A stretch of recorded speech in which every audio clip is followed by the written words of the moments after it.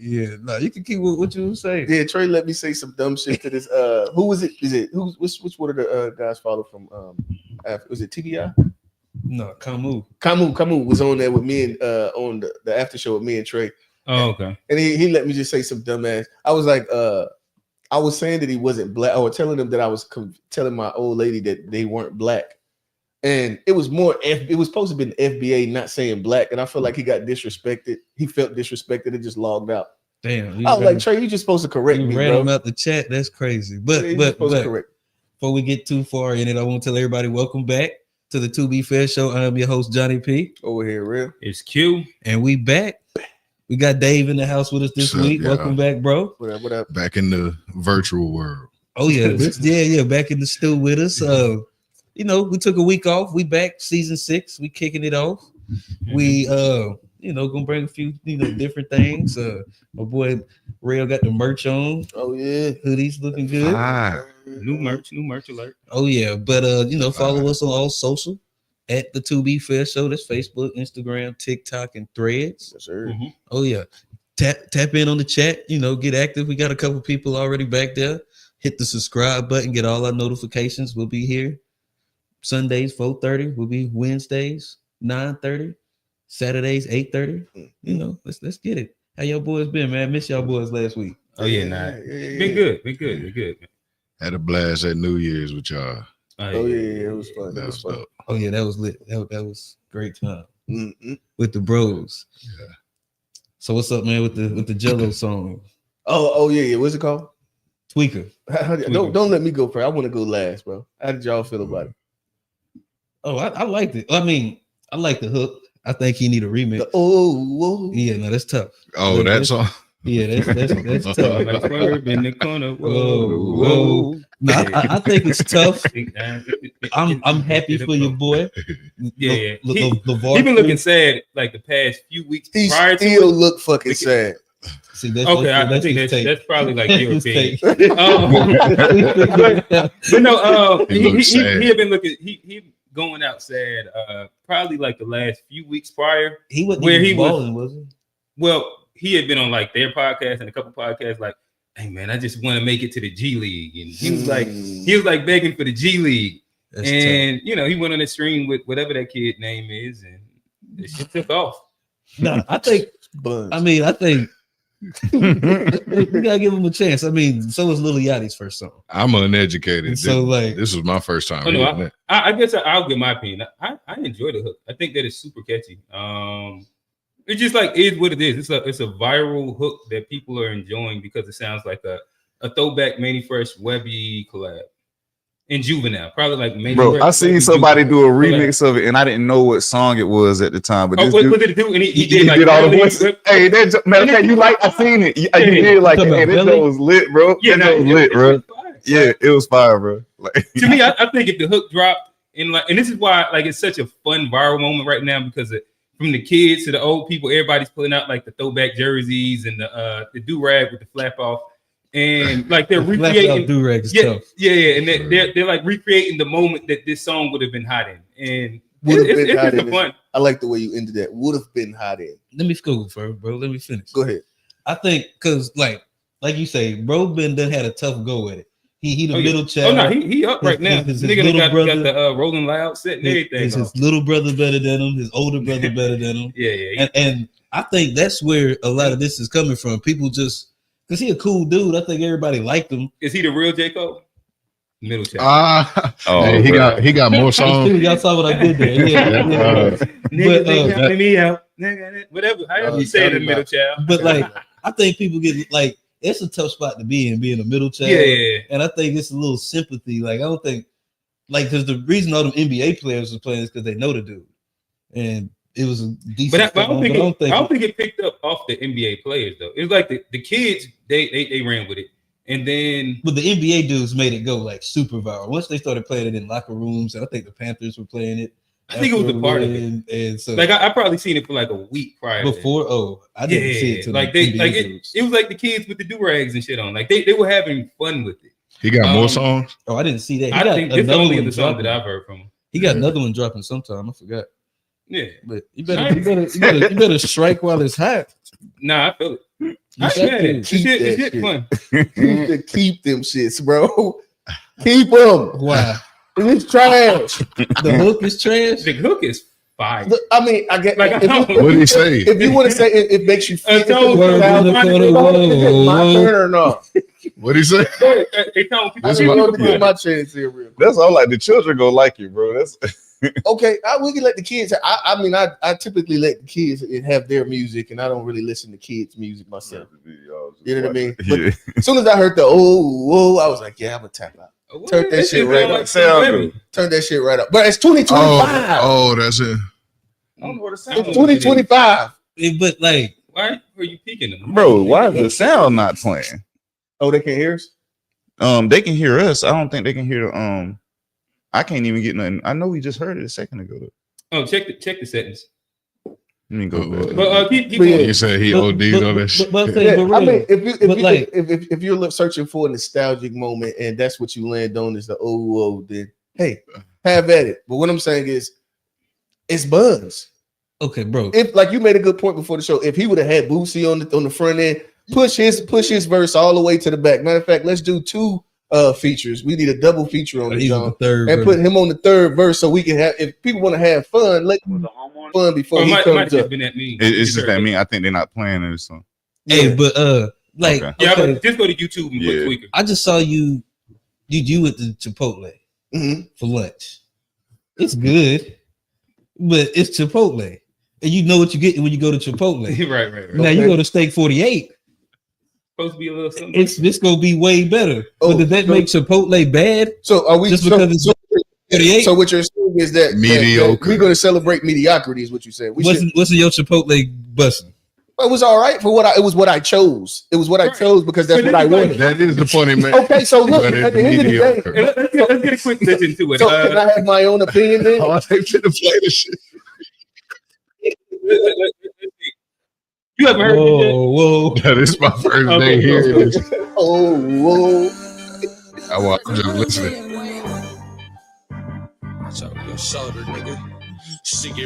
Where he from? Chino Hills, California. That's what it is. Chino Hills, maybe? we ain't playing too much I of might it. swerve in that corner, whoa. Bitch, hold on tight, cause I tweaking this bitch, not letting shit go. And I heard that she wanna show me who she be. I'm kinda fucking with it, show me some more. Bitch, we tatted head to toe, could give a fuck the story wrote. You wanna tweak it, I'm All right. so how they go, like the money in my pocket. Whoa. They having combos about me. I just stop it. What you talking about, bro? Hell, bro. What is he talking about, bro? That nigga made me dance to it, bro. Yeah, moving the couch. The beat dropped though. Like it's all fun. Bro, you about can't be from Charlotte and not like that, bro. I feel like that's the Born and one of raised. the things. Born and raised in still Buns. You'd have been blanking to this back in the day. Lisa said, it's the hook for us because it's giving hot boy energy, but the entire song garbage. Exactly. We're from New Orleans, man. I ain't made it past the hook. That's the only thing I need to enjoy. My shit said she liked the beat. It sounded like Manny was involved. Back in the day, Manny was involved. Yeah. Who made But the other beat? than that, it's trash. I like the hook. Everything Like, about it. let the hook money is in my fire. pockets blow. Oh, that what he said? Like, Yeah. Bro, he extended the blow, bro. Hey, I enjoy it. Yeah. It's literally like niggas want to like. that's But let's You not. can't have He fun. can't. Then What it niggas is have he fun, doesn't bro. need to take himself too seriously. Like this doesn't mean you're a hard rapper. Oh, The yeah. fact that it's running up, you're still ass. But this one right here, But he you can know, get- I mean, that's very But commercial. I'm about to say this is He's- his I don't own know. thing. Like if you looking for him to be lyrical, miracle, spiritual, I'm sure he'll never. I didn't say he had. But But like he spirit. definitely has proven Nah, that it's- he could put together. he a might fire have a hook. gift, for hook. Yeah, It's commercial. He made All Ice right, Spice bro. music, bro. Bruh, I I never was listened to Ice Spice. Hey. I ain't heard of Ice Spice He hook better than now. Ice Spice. That's what I'm talking about. You get one hit, you get one thing. You ain't never heard Ice Spice. What's her song? Did she got? Oh, I don't know. Like, big? You thought you was the shit. You ain't even the But see, that'll Yeah, make the radio. Yeah, Though. like Oh, no, yeah. that's short. That'll make the radio. That was her bar. That's just a Bro. really fire. It really I think is. the first part and the second part though is actually fire. You sit- Make you I shit, enjoy it. bitch. Those You ain't even the part. those some of the Louisiana niggas on that for the hook. Not look for the remix and that. Yeah, shit- I agree. I agree with Lisa. top one. He Sound need like to get some hot all of boy Baton shit. Rouge on there. They're gonna He need to get all rip. of Baton Rouge on Yeah, there. yeah, Baton Rouge. Baton Rouge. Baton Rouge. Oh Yeah, man. nah, I'm gonna set out. Oh man. See, that's the thing about me, bro. Like, I don't have to like the new thing. Like, it isn't like I'm not gonna because everybody likes it and like it's going. I still fuck it. I don't care what y'all like. I don't like it. This man said, Just fuck 'cause everybody- peer pressure. It's not gonna work, bro. It used to work when I was younger. Though, it had me doing dumb shit. But yeah, I'm done with it. But yeah, they'll put that on the radio. But listen to the radio now. The They radio got is they got garbage. they was bro. talking about it. It can go on the radio. It's It can go on about the to radio. come on the radio as soon as he get a It is. What TBI say?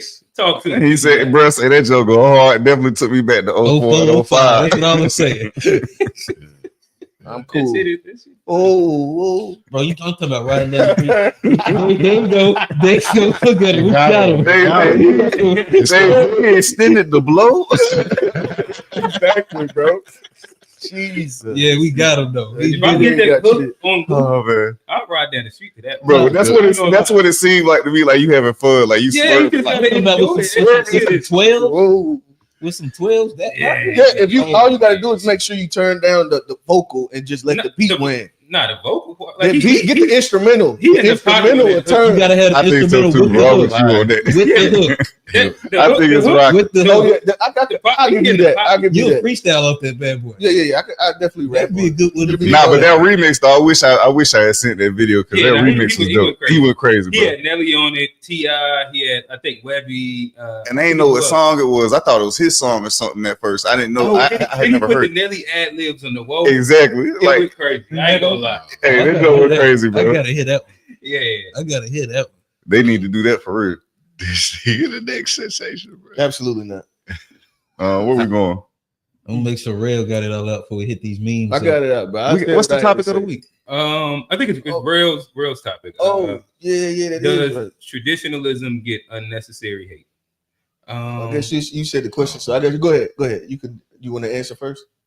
No, I'll let you toss into. I don't know. You how got to wanna- explain your mindset. Yeah, I thought it was a pretty straightforward question. So essentially, what I've seen is a lot of people tradition. This whole idea of tradition, whatever that even means, is that like it's getting a lot of hate. It's been getting a lot of hate. Now it's pretty much from like I haven't really seen anyone like act like it was okay to be in the. Well, I have seen it in certain podcasts, but like for the most part, all of the conversations that we've had generally, and that I've heard even on Wednesday's show, I believe y'all, or even in the chats, it seems like there's a lot of hate if anybody's like going, you know what I mean? When anybody's talking about traditional or the aspect of them having traditional relationship, or even you think about religion, like having being shameful, like we got a shameless culture, like going back to the traditional, it's like almost like put your clothes on, act like, you know what I mean? All of these things kind of, but it seems like we just want to, in my opinion, we want to do whatever. And so if anybody that's giving like, but go ahead. I don't want to give my opinion for real. I just want to. Well, I think it's not like you say it's hate. I don't think it's necessarily unnecessary hate. I think with I guess you have to show me like the places where it's specifically hate. That's my bad. Let me bad. let me get that. I got it. You got it. But I think it's just a critique on the stuff that hasn't worked. I mean, like we're not where we want to be. There's like still issues and generational traumas that have carried over that has been passed down from our grandparents to our parents and to us. And I think it's just like, especially if we're the internet age and we have the knowledge, I think we're just doing the best we can with this plethora of knowledge that we have to try not to pass those generational things back down. I'm not saying we're doing perfect, but I think it's a lot of it is just a response. You see a lot of kids, their parents grew up smokers. They be adamant against, not smoking. And so I think it's just a response to how we're going. And I think we're doing the best we can, but we just don't want to, continue to some of the traumas that our parents gave us. So I think that's where it stems from. It's just not repeating the cycle. So you saying that you think that traditionalism gets a bad rep because we're unlearning some of the trauma or unlearning some of the unproductive bad behaviors that we had. Yeah, and I don't think it previously. gets an unfair rap. So what exactly? Can you give me an example of what you mean when you're saying this? Well, like other than like cigarette, I'm talking like men's emotional intelligence, like how Granddaddy and them, the stoicism. Yeah, or just holding it all in, and they just not talk. They'll just go out to the shed or just go and do whatever, and then when it came out, you would see it would come out in traumatic ways or ways that could be damaging. So that's a big thing, like just from the male perspective, and like me as a man, and some of the stuff I learned from like my grandfather and my father, and not wanting to repeat those cycles. Yeah, but then there's we can go and there's all kind of different stuff. Just give me one more. I just want to. I understand what you're saying. Well, I mean, we could even go to like the like women and exercising options, where back then our grandmothers probably didn't have the options to go out and seek it, and so that led to them dealing with a lot of stuff, i.e. from Granddaddy that we don't tolerate in this generation. Like domestic violence, stuff like that. That's something that was pretty normal, or wasn't frowned upon in the previous generation. Now it's something that we're looking at like, nah, that isn't the best way to do it. So I mean, there's a lot of things. Now I think what we could do is shine a light on the stuff from the previous generation that did work.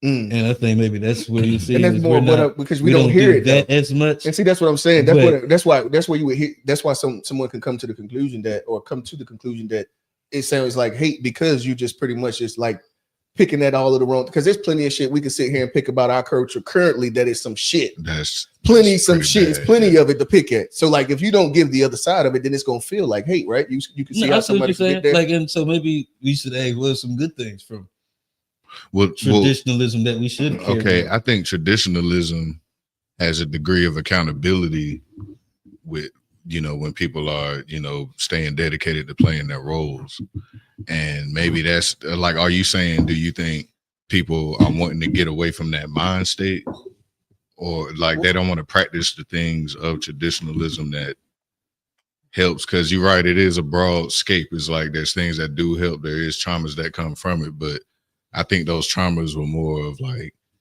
people's decision making on, what they may be broken and they might be broken with something inside. You know what I'm saying? I don't think like just them getting married created certain problems. It was certain problems that may have already been there. But I mean, do you think like there's a specific like zeroed in hate, like we don't even want to think like that no more? Or do you think people just are scared of accountability? What I think is honestly what Johnny just said, which I don't want to give my full opinion. I want to wait and I'll tell you kind of like how I feel about it.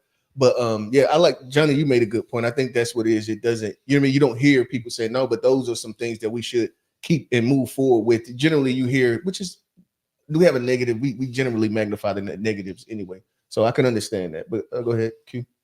Well, yeah, I guess to me, there's a couple parts. Maybe the premise of the question, I'm not sure if I specifically agree with it. I guess I'll start right here. Prior to like the push of Red Pill in the Manosphere time, was there a hate for traditionalism or anything like that? I can't really think of like people hating on traditionalism. And I guess you use the word. I use the word hate because, of course, it's an emotional word that what I mean. But it's not necessarily hate. It's just more of the talking down about the things of the past, and like we got it figured out so much better. So let's just use this new model that we've come up with that is better than the previous one. Question though. Okay. Yes. I think the feminist movement was feminism, like way before the Manosphere. Yeah, but I guess that's like it's. So I agree if you're saying feminism pushes back against like the traditional whatchamacallit. I don't know if like the feminist movement is like what we would categorize as society in like the general scope of what you were talking about, people hating on traditionalism, right?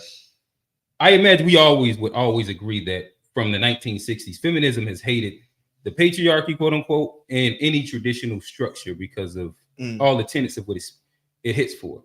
But I took what you were saying as like the majority of people, like the average person. Unless y'all think that, I ain't saying the majority, but the average person, the conversations that we hear currently. Right. So no, go ahead. So yeah. But yeah, so again, I can't specifically think to when it had been hate. And I don't know if it's like specifically hate right now, as much as a lot of the, especially on the conservative side, talking heads speak of traditional. I know a kid personally. They My dads bad, bro. kind of As a, doing this whole as thing. they speak about it from a place of authority. So if you think about, I'm just going to try and think through a couple people that have been steering a lot of the traditional conversation. Like the Kevin Samuels spoke about traditionalism and modern being bad and traditionalism being good, and that's the authority in which we should all go for. And probably Andrew Tate would be another one. Jordan Peterson, all the way down to the Fresh and Fits, the Angry Man, the those are like very unproductive. Like to me, when you go to like the guys, but I'm just saying, you just naming people. Gotcha. Go ahead. My bad. In general, I'm just saying, like my bad. Most of like the conservative space and the talking points, and then a lot of men have gravitated towards some red pill / manosphere-esque talking points, to where I think that it's just become a dialogue. I don't know of people going up to somebody that's living a traditional lifestyle and being like, that shit's stupid, don't ever do that. As much as when people are giving, and most times inside these conversations, it's prescriptions for the majority. And when giving a prescription for the majority, a lot of times it's the argument on if it's feasible or not feasible for the majority of people. I guess that'd be my take. Yeah, and I don't disagree with what you just said either. If it's and honestly, that kind of goes into what I believe. I believe that like a lot of the times, what we'll do is because we do a thing and we want to do a thing, we'll make it seem like that thing that we're doing is right. So we instead of being like, no, I keep doing the thing even though I know that it's wrong. You don't want to do. It's like, let's say like, I drink too much. Instead of saying like, no, that is a bad thing. You try to make yourself feel better about doing the wrong thing. Everybody does it. Obesity is a better example. Right, obesity. Yeah, now we got the big ass woman that won, like the woman of the whatever the fuck. We got the dad bods too. Like you trying to like exactly. The dad bods is another great example that I use all the time. Like instead of being like, no nigga, get in the gym, we gonna just make dad bods the acceptable norm thing. No nigga, you still fat, bro. Like I have a dad bod. I'm not gonna sit here and be like, that should be the accepted. No, bro, I need to get in the gym, bro. A couple crunches wouldn't hurt. You know what I mean? Like, and I know that, so I don't have to make myself feel better. So we're like literally trying to like make this shameless, everything's okay. You know what I mean? And then while doing that, taking shots at, and I understand what you're saying. And I, like I said, I agree. The prescription for for most people is not necessarily going to be what the let's say the smaller percentage of people will be able to do or will be willing to do. So, I mean, that to me, it makes sense. But I think that more than anything, I think that we just, because you can't do it, don't mean that it's not right. There's no need to try to, you know what I mean? Unless you just. But to me, the real common ground is the fact that people should probably like base their relationships and situations off of what can work for them. Where traditionalism can work for some people, and then for some people it won't. I don't know. Well, like it has I'm to not be talking right. about money stuff. But make sure we're not talking about. It doesn't have to be about money stuff at all. Mm-hmm. There's a bunch of different branches that goes into it. But to me, I don't know if it's like a specific right or wrong answer. And I think that's where it ends up getting into the like this argument, and then somebody saying like you're hating on modern women or you're hating on traditionalism, or because of we end up being dogmatic to a side. And it's like this is the truth, and this is what will work and has to work. If you're doing that, you're wrong. Where to me, in reality, is that there's so many different versions of what can work in a household, inside a family, inside like whatever. And as soon as we get to that and we start addressing things in individual circumstances, we leave all of these things alone. And to me, I felt like that's what we were doing 2019 and before we had like all these terms got put into the lexicon. It seemed like we had already understood that, hey, everybody kind of doing what works for them. But there was also, I got something. I want to push back. Like, accountability is something that we've struggled with throughout generations. So like it's not something that like all of a sudden people are like dodging accountability. Granddaddy and them was dodging accountability too. It was just a lot easier for them to duck and dodge because everything wasn't out on Front Street the way it is now. And so it was a lot of hiding and a lot of stuff that they didn't have to take accountability because nobody knew about it. And they was trying to hide stuff like the second families and stuff. And like guys, just because you're taking care of business, like being a provider, that doesn't mean you can go out and have a second family. I think that you've seen that a lot in the cheating and just with like in relationships, a lot of men got to dodge accountability through it kind of being the wild, wild west. So we, it was way easier. This the second time you're using like a man thing as an example. And I was talking to earlier. I mean, that's my only perspective on it. No, I get you. Men's lens. Never mind. We ain't gonna go. That's not. No, you can come at me, bro. No. That's not the conversation for that. You sound like the gynocracy is speaking over there. I mean, I'm gonna talk to David Walker about that. I'm gonna check my code stats and see. No, I was just joking with you. Like I said, I agree with your original statement. The big thing is like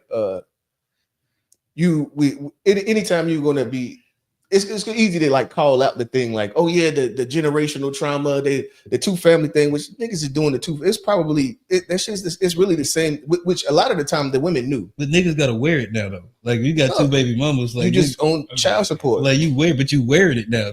Bro, buddy wasn't wearing it back then. He was just sliding different way. He was just sliding scot free.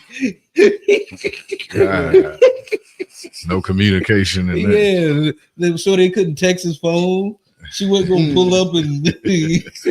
But do you think like you saying people kind of look at it like they want that way of thinking to be done with and want to move to a whole nother way of?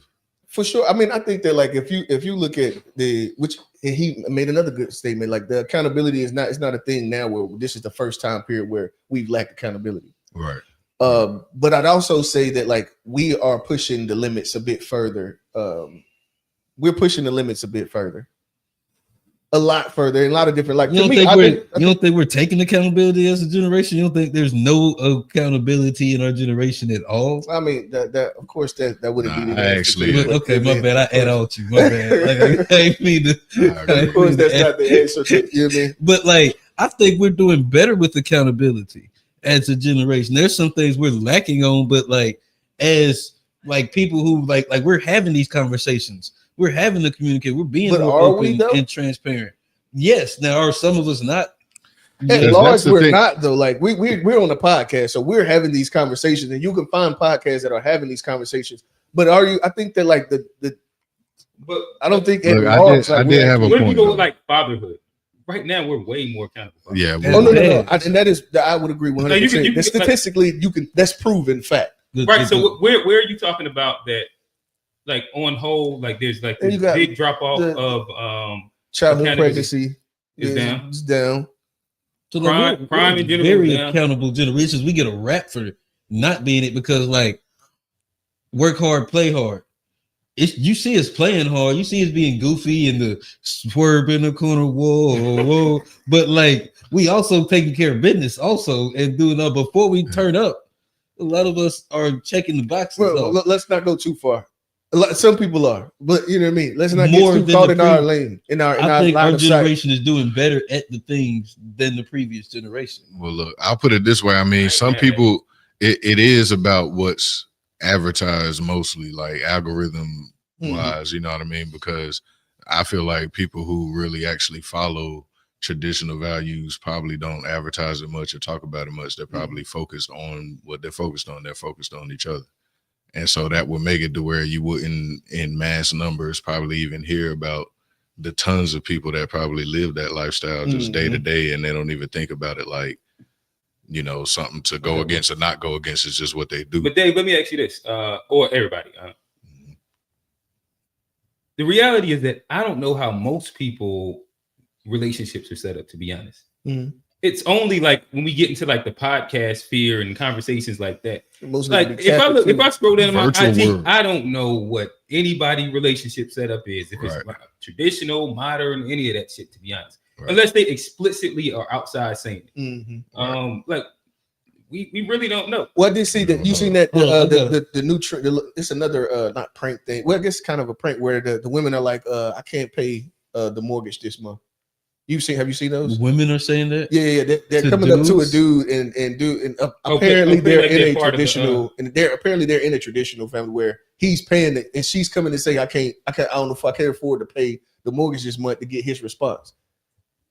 I haven't seen that one. And his response is pretty much always like, you don't even know who the fuck the mortgage is paid to. Like, you know what I mean? So it's that whole never thing. can afford it. Yeah, you never could afford. You know what I mean? And they always go into some kind of like jokingly, some kind of joke. You know what I mean?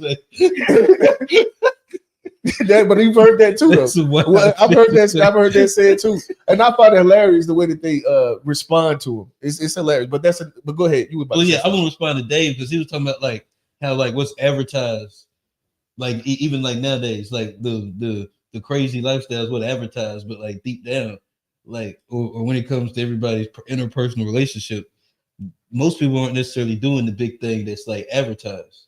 You know, and people are living different.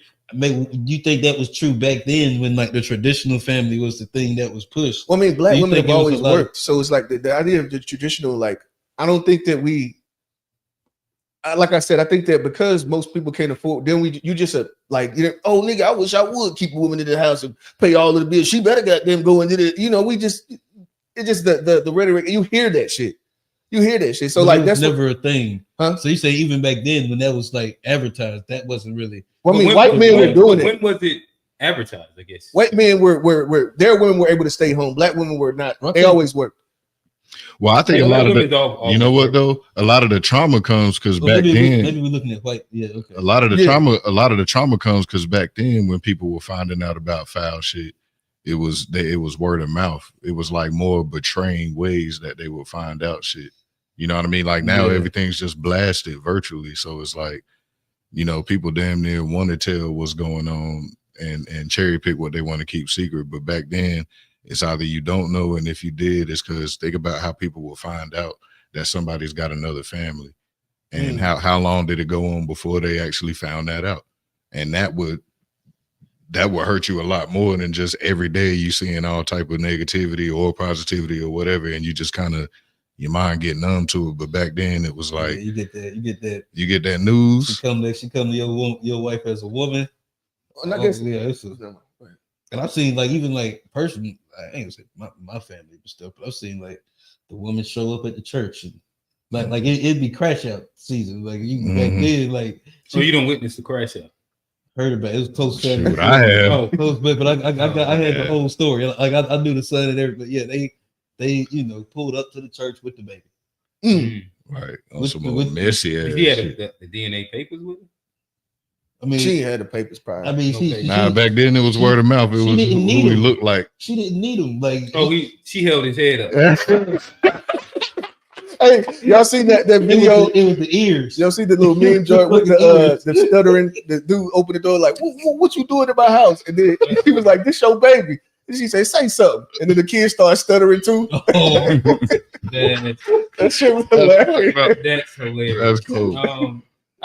I like Steve's point that he made. Where is it at?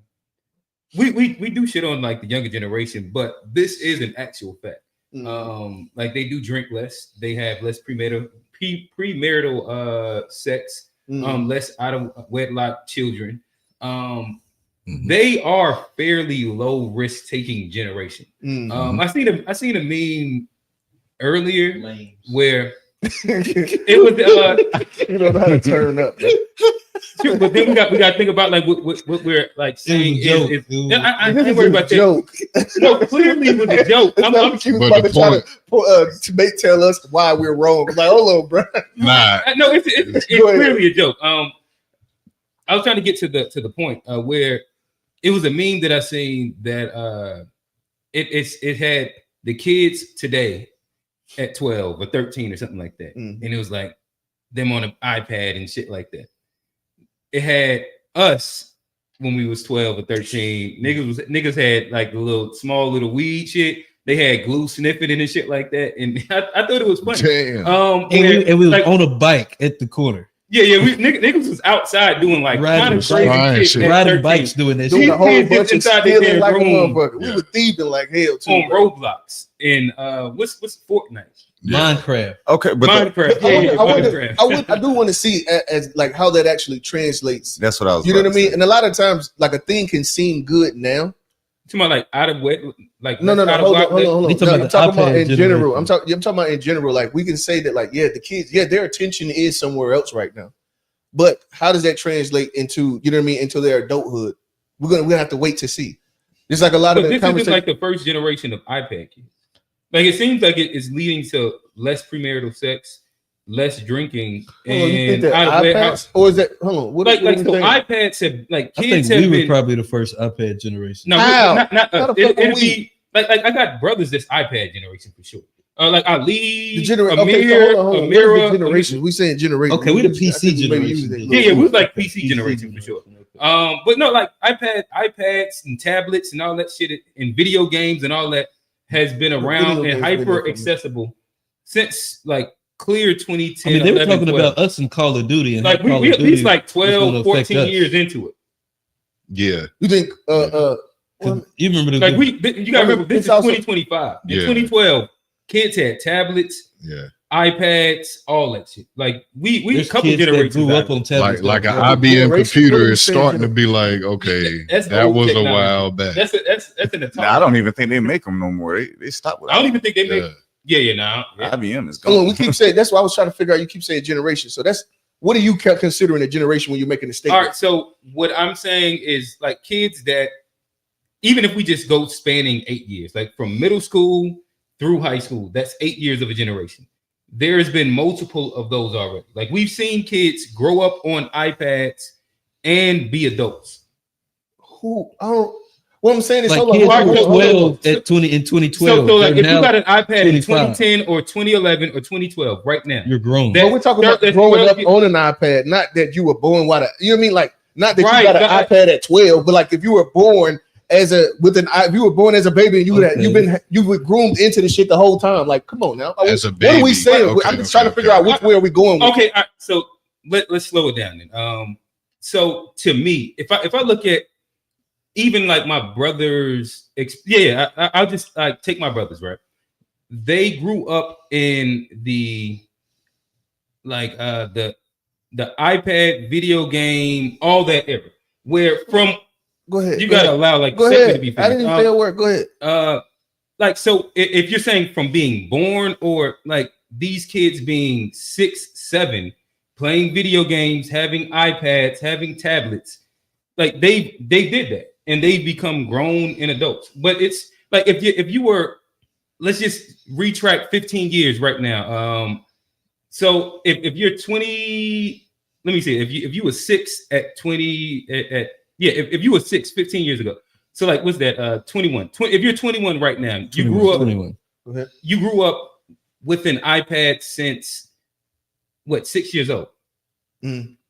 Like you're that's who you are. We see what that is already. And again, like if we're just placing it how you're saying it. But to me, I look at like if you had middle school and high school and you had iPads, if you had video games before that, it's all the same thing. I don't think like there's like this big gap of a crazy difference. If you was like a computer and video game kid, then you got an iPad. Like we've seen that since 08, 09, 2010. To me, the difference like we've seen people become like almost 25, 26, 27 already through that. So to me, it's different when you say video games because like for the longest period of time, you didn't have a handheld console. We've had video games for a long fucking time, right? But like to a point to where you had like Game Boys that came out in I don't remember what year it was, but I remember when the Game Boy Game Boy Color came out. Right, so then you had the portable game, and then, but I don't even know if that was as big as like iPad. It wasn't as big as iPads are now. Like the kids literally from conception have a video screen. This is completely different than what anything like your brother didn't grow up like that. Like no, but this is different than what. Yeah, when iPads first was coming out, you didn't get no child no iPad. I give but then we also like our generation, they say it's the TV generation. Niggas got raised in front of a TV, PC, or in front of a computer. No, and to me, like, if we're being specific with just an iPad, to me, I'm talking about the insertion of like the digital age in which kids became hyper consumed with games, video games, iPad. Because if you got an iPad, all you're doing is playing a game. If you're a kid, you're just playing a game. It's just like swapping out. It's not like they're doing something crazy with it. But it's they're more playing than a game. It's more than just a game. Well, at the end of the day, I don't even know what how are they we doing. got here. They're just playing Minecraft, or they're just watching videos, Roblox, or they're watching other kids play with toys. It's a lot of different shit that they're looking at. Like even with my daughter now, I find it kind of weird that like she gravitates to watching kids play with toys that she don't have. Mm-hmm. So like I'm like, I think that's different. Like we would have never thought that we wanted to sit and watch somebody play with a toy. Right, but like yeah, so what you're talking about now, just the YouTube age. All right, so what I'm just like that's been around since like YouTube was 05, but like kids watching YouTube has been out since 2010. What I'm talking about is we done seen elementary school, middle school, and high school kids get there. Go ahead. You got it. Oh, well, I was going to broaden the scope a little bit. Mm-hmm. And because we talking about like what's going to happen. I think we've seen it. Like if you go to other countries like Japan, they're having a crisis where their birth rates are down because of like a lot of the responsibility of them. Now it's like they're trying to do the reverse and trying to introduce sex more and trying to like spice up. You said Japan? Yeah, trying to spice up their culture. They say that you can't have more than 2 kids. For, no, that's like, China. That's China. That's China. But Japan, they've naturally, because they were so overcrowded, and I guess their culture is pretty futuristic. I ain't gonna say ahead of ours, but I think they've hit that curve before us. Is that because you just didn't want to say it, or have you not seen the videos where they're like clearly in a different year than we are? I just didn't want to say it. I figured that's what it was. Technologically, he just didn't want to give them that one up, and he's like, "Why not, bro?" You say that them being on it was beneficial because they. Well, no, just saying they were ahead of us, like technologically. Yeah. Well, no, I had something though that went with what you were saying. So like, I feel like the difference is like when we were born, I feel like we were technology already was going on even a long time ago, but I was born 1990, so we were introduced to things that now I look at like my son, like they're in the era now to where it's like their natural motor skills that you develop as a child, things we did like climbing or figuring out how to get out our crib and stuff.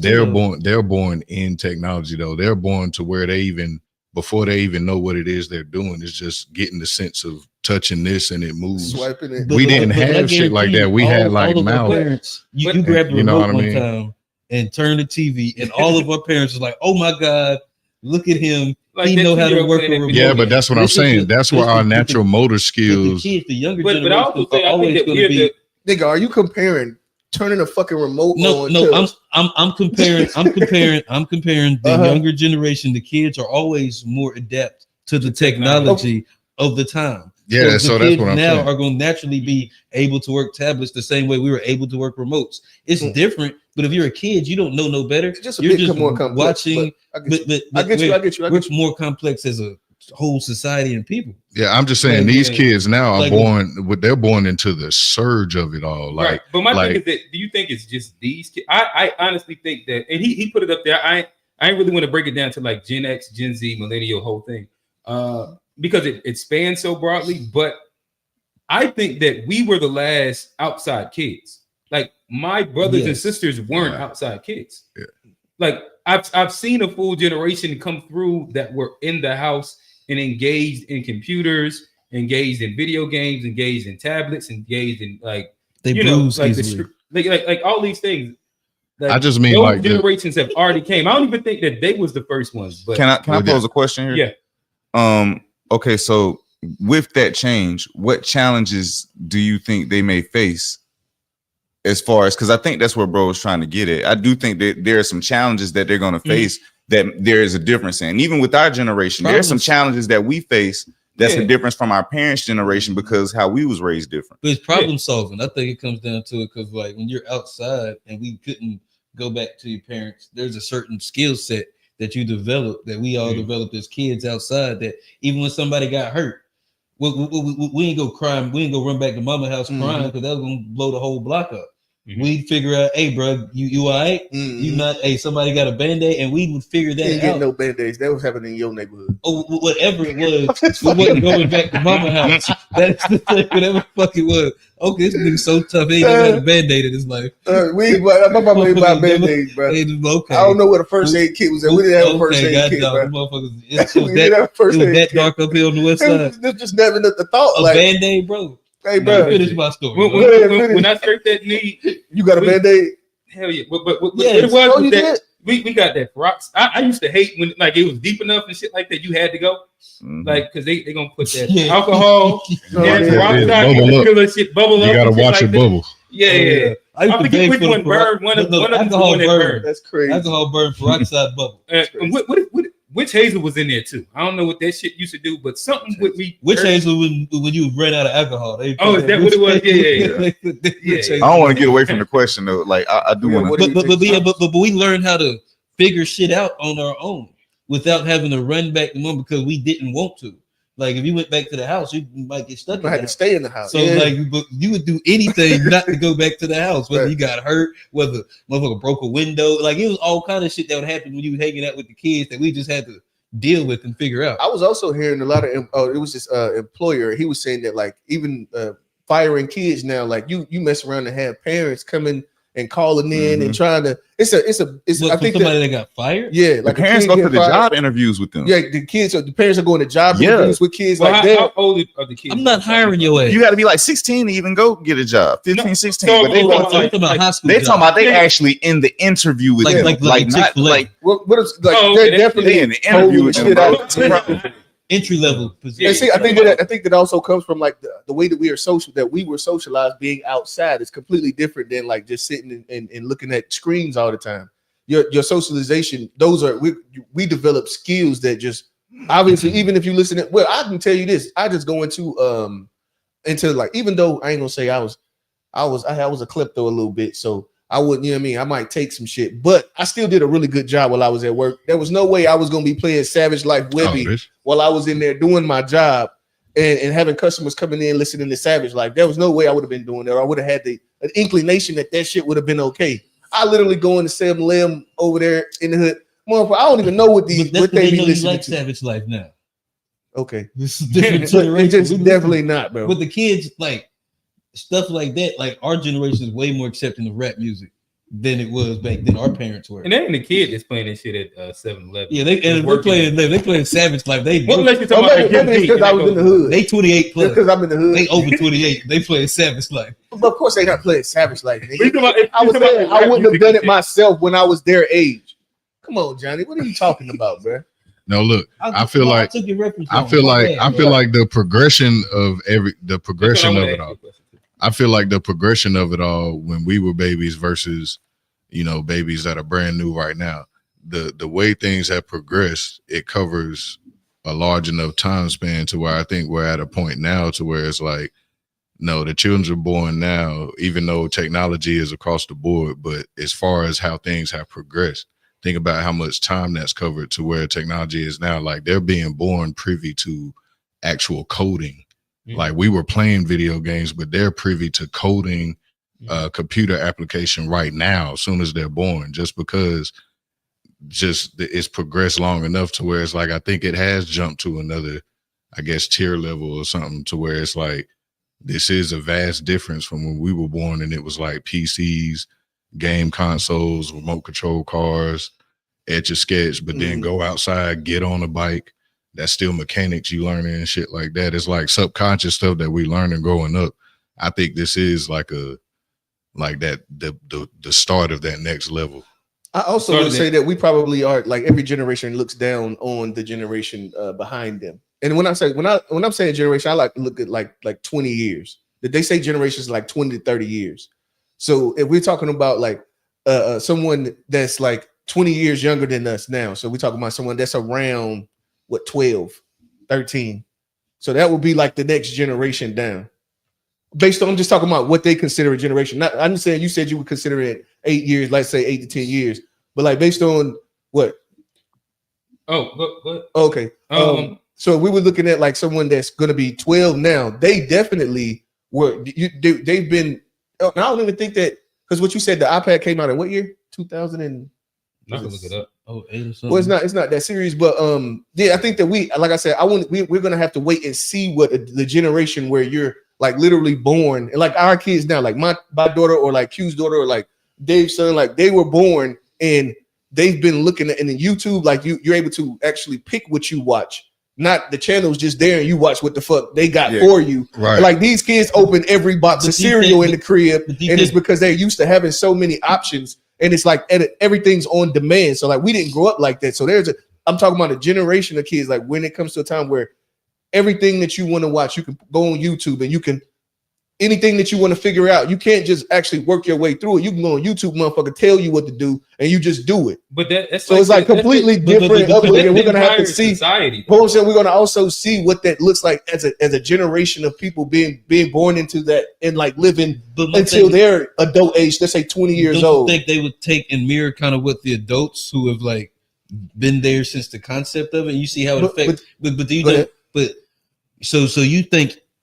Or you're hoping that it's not going to be a detrimental thing and not something that's beneficial, because you don't see how like we use YouTube and how it's something that like it's a tool. Anything like I mean, but niggas like can turn almost mechanics off YouTube. It's but so some say it's about how it's getting used. I didn't say it was a negative though. I said that we'll see. But that's what I'm asking. So but it sounds like your gut feeling is it's going to be something negative. I mean, negative or positive. I just think I'm scared. Like, no, the only thing I think they'll be socially, the social part of their lives will be a lot different than ours were. But they definitely should be able to do a lot. What I think they have a tool to be whatever they want to be. Yeah, so they have a tool. I think that. Like it's a but see, then you also can go into what is it? The paralysis you was talking about?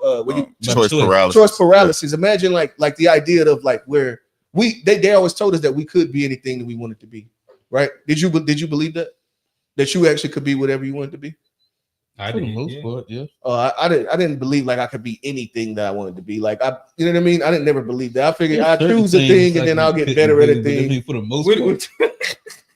What did you think you could be? Oh, like 7 foot tall. Like I knew that wasn't gonna happen.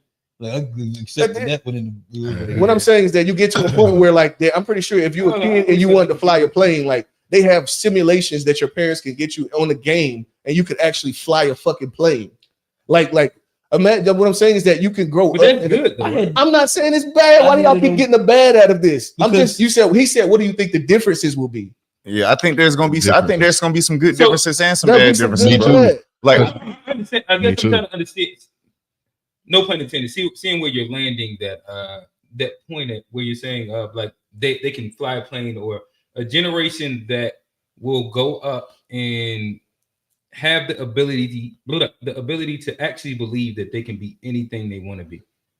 To me, I guess that seems like it'd be kind of powerful. It is, but I was just showing that that's a difference. Like I was showing that I didn't believe I can be anything that I wanted to be, but they actually can like literally do that. Like there's no matter, you could be in the hood if you got YouTube, you can fuck around and be. You know what I mean? You could be whatever. Content creator. Interestingly enough, it was a video I came across this week where it was like, I was like, okay, so I can see a difference in us and like this newer generation now, where we would Gen Z or I forget what the new. I would say like children around 12 and stuff, like 12 and under, stuff like that, 14 and under maybe. But just a major difference in something that we would have never seen when we was growing up. Especially in our community, like from us, we would have never seen it from us. I ain't gonna speak on the other communities, but it never would have been from us. I want some, bro. Hey. Why y'all always doing this, bro? Every year y'all do this. I don't want no Hisense, bro. I'd say I wanted a Samsung. I can't play this.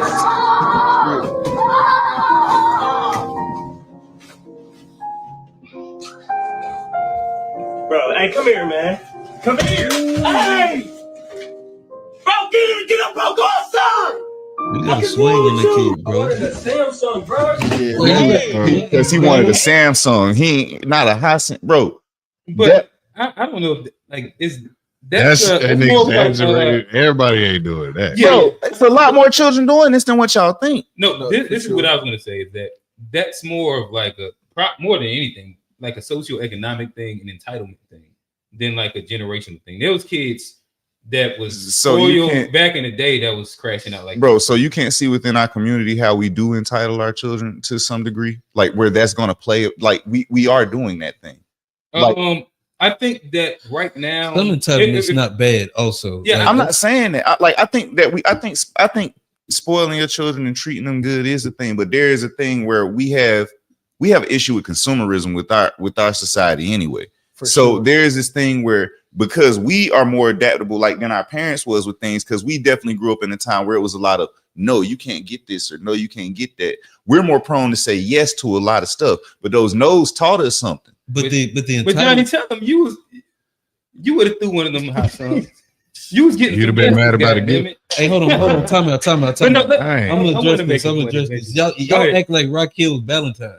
Yeah, I wasn't about to get it to you, bro. I probably would have got the high cinch too, and I'd have been. You'd been happy. Hell yeah, I appreciate it. Hey, hold on, Johnny, hold on. Anytime we say something, we're not talking about all of Rock Hill. He was talking about you and only you. He represents all of it. Like we said, man, we got Saluda in Rock Hill. Bro, I love Saluda, bro. No, we're not. Saluda. I'm saying it's probably a lone street, but that's okay, Johnny. Baby's Ford is a long road. You can live on Baby's Ford and you ain't in the hood, bro. Like you can go. You can be in Huntersville on Baby's Ford. I call his bro. You can live in a plantation on Baby's Ford, bro. I called his ass. Yeah, but we're not talking about all of Rock Hill, Johnny. It's all right, Johnny. It's okay. It's fire, bro. My parents played a prank with me one time about a PlayStation, and I thought I was gonna get it, and I didn't get it. And I sat my ass there and didn't say nothing. It scarred you. Man. I didn't say nothing. I had that little one tear like Denzel and Patriot and Glory. But that situation, that looked like I could come up with all type. Yeah, I could come up with all type of shit. It was a skit. The other one looked like it probably wasn't. But to me, that just looks like entitlement in parenting. And if maybe you put in the idea of some people doing the gentle parenting thing as like its own version of doing good and doing bad between generations, sure, I'll give you that. But that really just seems like a dysfunctional. A dysfunctional, but it's more so privileged kids. And I would say, to what you're saying, I think that we are inside like a different space than a lot of our parents. So I think that we see more of like middle classism in comparison to where growing up we were going through, you know what I mean? Like, you know, our parents kind of like figuring shit out to even get some of these gifts. And I think that's it. Like when it's like that kid that be getting them shacks, if he done got them shacks long enough, that nigga, when he opened that box, he know what he expecting. I got a pair of shacks. I had a pair of shacks, bro. Hey, but I want to say this though, when it comes to like entitlement and privilege though. Yeah. And one thing, like I've seen this new term like black privilege and stuff. Mm-hmm. Some of that entitlement is good for a person's confidence. I mean, their character, like, because like if you have that entitlement, like that's the kid that's gonna walk into that job interview and like feel like this is my job. Do you think that comes from things, or do you think that comes from? I'm saying, but you think about all the rich kids that you've seen that have had that entitlement, and how not all of them, but some of them, they walk through life with that same entitlement. Yeah. Donald Trump, I ain't seen he's the perfect example. Donald Trump, he became president off the entitlement. We don't see this. But it's you talk about something that's well. I'm saying I've seen people in University of South Carolina, like in amongst my people I work with, that you see these entitled people go further because they take that entitlement and they use it as like a fuel where they'll see something and feel like it's theirs or I own it, and that pushes them. Now, listen, I ain't gonna lie. It's not a bad thing to have. Like, yeah, but struggle ain't a bad thing to have either. You wouldn't have a Michael Jackson without Gary, Indiana. That's true. I ain't saying struggle bad, but almost all of them. Anybody who damn near name on they the all hard side of things, hard times, bro. Hey, listen, no Johnny, but I know growing up, I used to. You said no Johnny. No Johnny, what that mean? Let me get this. What does that mean? Hey, listen, no Johnny, but like I know at a certain time, I did used to hate on like the well-to-do blacks that had a certain version of entitlement to where they felt like they were just better than you, as almost kind of like the regular black kid, whether you didn't have all your clothes, The black together. snob. Oh yeah. Well, that's definitely a version of it, though, for sure. For sure, bro. I think they hit harder like once I left, but like they are an exact exemplification of like they were like the well-to-do, they snobby blacks that looked down on regular blacks, and they had a certain certain air of entitlement that they felt that they deserved, and that you were less than them, and like that whole little thing. No doubt, but yeah, I mean, I did used to hate on them. But no, I wasn't talking about like the entitlement from a perspective of like, look, I guess that does come with entitlement at some point. Like you have to look down on. But like, let's be honest though. And then he said you have to look down, bro. Like, bro, no Johnny, bro. No Johnny, bro. You have to look down for him, bro. He just solidified his You gotta look down on somebody. You got to, because you know I'm just better than these niggas. So I got to look down on them, bro. I ain't saying look at that, because I had a whole conversation about like, just say no Johnny. Bro, I live in the burbs, bro. I don't live in the. This nigga live in the ghetto. I'm from Rock Hill, bro. You supposed to look down on these niggas, bro. He lives in the hood, bro. I'm from Rock Hill, bro. You gotta look down on niggas.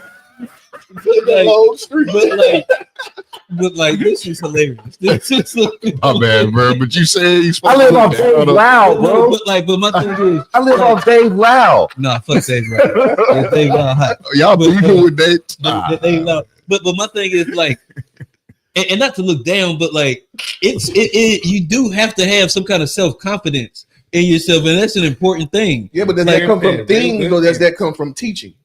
Wherever it comes from, if you got that self-belief in yourself, it ain't saying you're gonna look down negatively on people, but you can't operate at a higher frequency, and that don't mean you gotta look down. But I think that would be a good thing for a lot of black people to operate in. When we've seen how people operate, we've seen the struggle, and we've seen where they've gotten us. See, Johnny said you got the shit on him. Oh, they going crazy on you. No Johnny, but you got a shit on.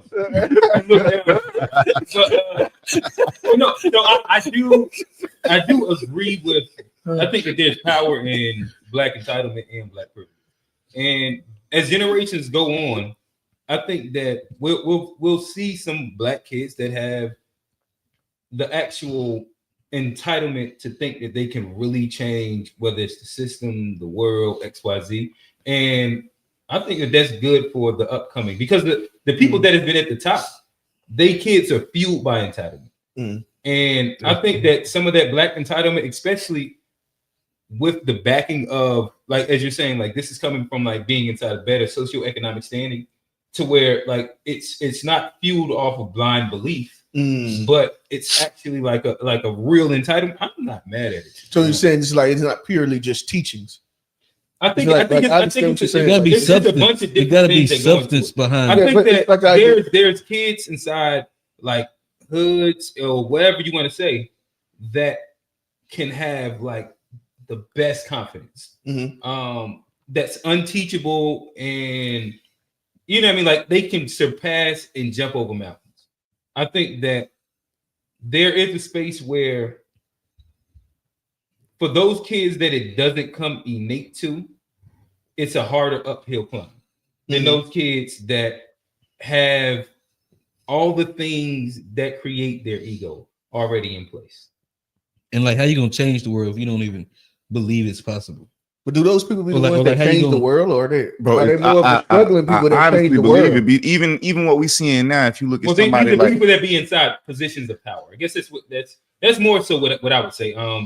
Are we saying change the world? We have to do like a look at the people that have changed the world, and if they came from lower or high. I know most of the people that change the world don't be them niggas. Or even have the like power Trump's to change, son and all that shit. They ain't really changed the world. But if you look at Trump, okay, but hold on. Even before we get there, I'm saying, but when I say change the world, I'm talking about like actually contribute something to the world that changes the world, like not fucking make a lot of money. What about Elon? We ain't got to get Elon is a good example. Okay, I got you. But and that's what I'm saying. Like a lot of them, this is like this ends up being like an up and down, and you can look and see. Like I don't know specifically, but the argument that I've heard more recently is that like a lot of immigrants have helped be CEOs and shit like that, but a lot of these immigrants are coming from parents that whether like H-1B visas and different shit like that, where they have Was his family rich? Elon's? Like I would say, look it up. Most of them niggas don't be coming from money, bro. I imagine to me, my understanding is that he wasn't like downtrodden. Oh, it said he was upper middle class. Yeah, because like he went from South Africa, went to school in Canada, then went to school inside like LA and shit like that. And he's been rich since he was like 21, 22 when he sold PayPal, or was it something before? No, this was before. He actually had like an original X Zip that he sold. Zip, is it Zip? Something Zip. Well, he had something that was based. Oh, here it is right here. It says it was based around like newspaper and zip codes and I forgot. I know. It was called Zip 2, an online city guide licensed to newspapers. Yeah. And then he also had X was the original PayPal. Mm-hmm. Then he changed that to PayPal after that too. But yeah, since the 90s, this nigga been rolling in bread. Like he ain't never been hurting. But he also came upper middle class. Like what I don't know what else. I do definitely think like the people who end up being the greatest the people who end up being like the greatest at stuff though most of the time, like they don't be coming from money, bro. Like, and I think that's what we're like. When we say the greatest at like what are you talking about? Okay, so like sports, music, about anything. Like a lot of the time, like thing to me when we talk about like changing the world inside like an industrial manufacturing or like societal space. That's what I'm talking about. People that usually coming from old money or have had like some version of like Bill Gates came from money. He changed the world. Oh yes, pops.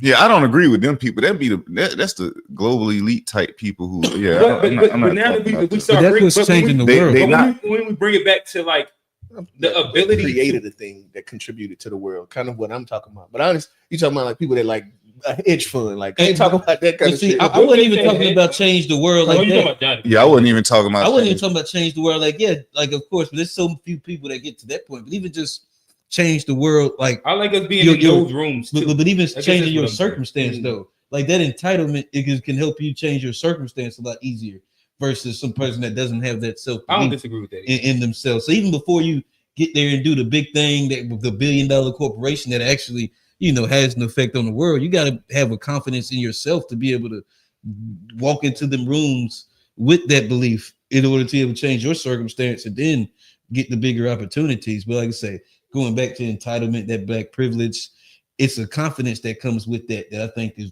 be very valuable for black people. Yeah, I think the closest thing to changing the world, like the most tangible, like I guess realistic thing that I would say is like stuff people like construction workers and things like that, like something that you're doing to where we can say, man, our city looks totally different from 15 years ago.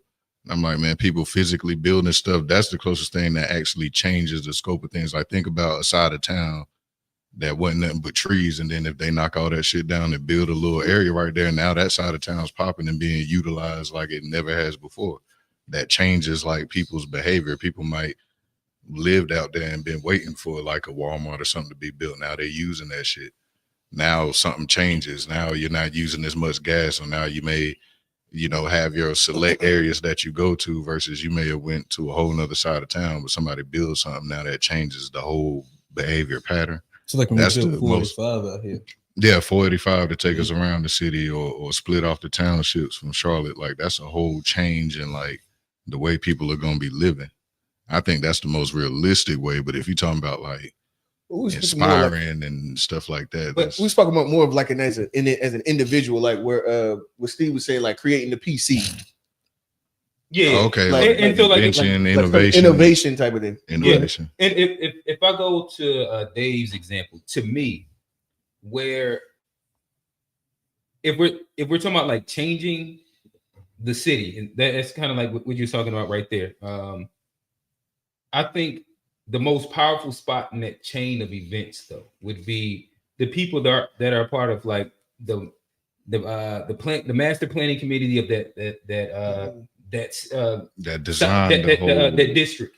the people that are okaying or denying the funding for this to get done. Okay. These are the people that at the highest like part of the chain of like events are making the biggest decisions. Make it the to where decisions that cause. And to me, I would love for more black faces to be inside those spots. Sure. Yeah, me too. Man. Oh, yeah. Shout out Charlotte City Council for the expansion on 77 out there. That was that changed shit, not for the better. Made it worse. Yeah, I was sitting here thinking of an example of something where I'm still thinking about black people in general, kind of where I'm thinking about here. And I was thinking about the example of basketball in general. Like a lot of the best players that we knew, they started off with like they was learning from the streets, and like they had hard times, and they had to like it was pretty much like their only thing. Like now we're now fast forward to where we're at now, you have more training facilities that we've set up. You have more of this stuff where we're actually able to train athletes. I do think that's a positive type of entitlement. I would say like that we've established within our own community, where we actually do set up these facilities to train, and we set these plans and all of these different things. Yeah, like we deserve these I would also say is opportunities. that the unfortunate part about it, I said I D-Rich TV. He made a point where what that has done though, it's made like he uses football and basketball, but he said it's not a hood baby sport no more. Yeah, and like it's his own different thing. Basketball for sure now is an entitled kid sport. Okay, because it's like how much your parents can pay for training or pay for you to be on this team at a young age, and that's like specific school. And that's what I'm saying. Like, do we still have better players than like the LeBron, or like, because LeBron didn't grow up rich. Look at Luka. Luka, he came through like I don't know how. But no, Luka's dad was a pro over in Wichita. He grew up through it. But yeah, he grew up playing pro at like 14 and stuff. So like all that training and stuff, but like that's a product of like he didn't get it out the street. That's like LaMelo, LaMelo, being in Lithuania and all that shit he was doing. He did that and like after, like instead of going pro, but like. But no, that was when he was 16. Yeah, he was. Yeah, he dropped out of high school and went over there and played ball. Shit. Yeah, when his older brother got kicked out of UCLA. I was thinking about Angelo. My bad. Yeah, I was thinking about the other one. Yeah, I forgot Melo did. Hey, what is it?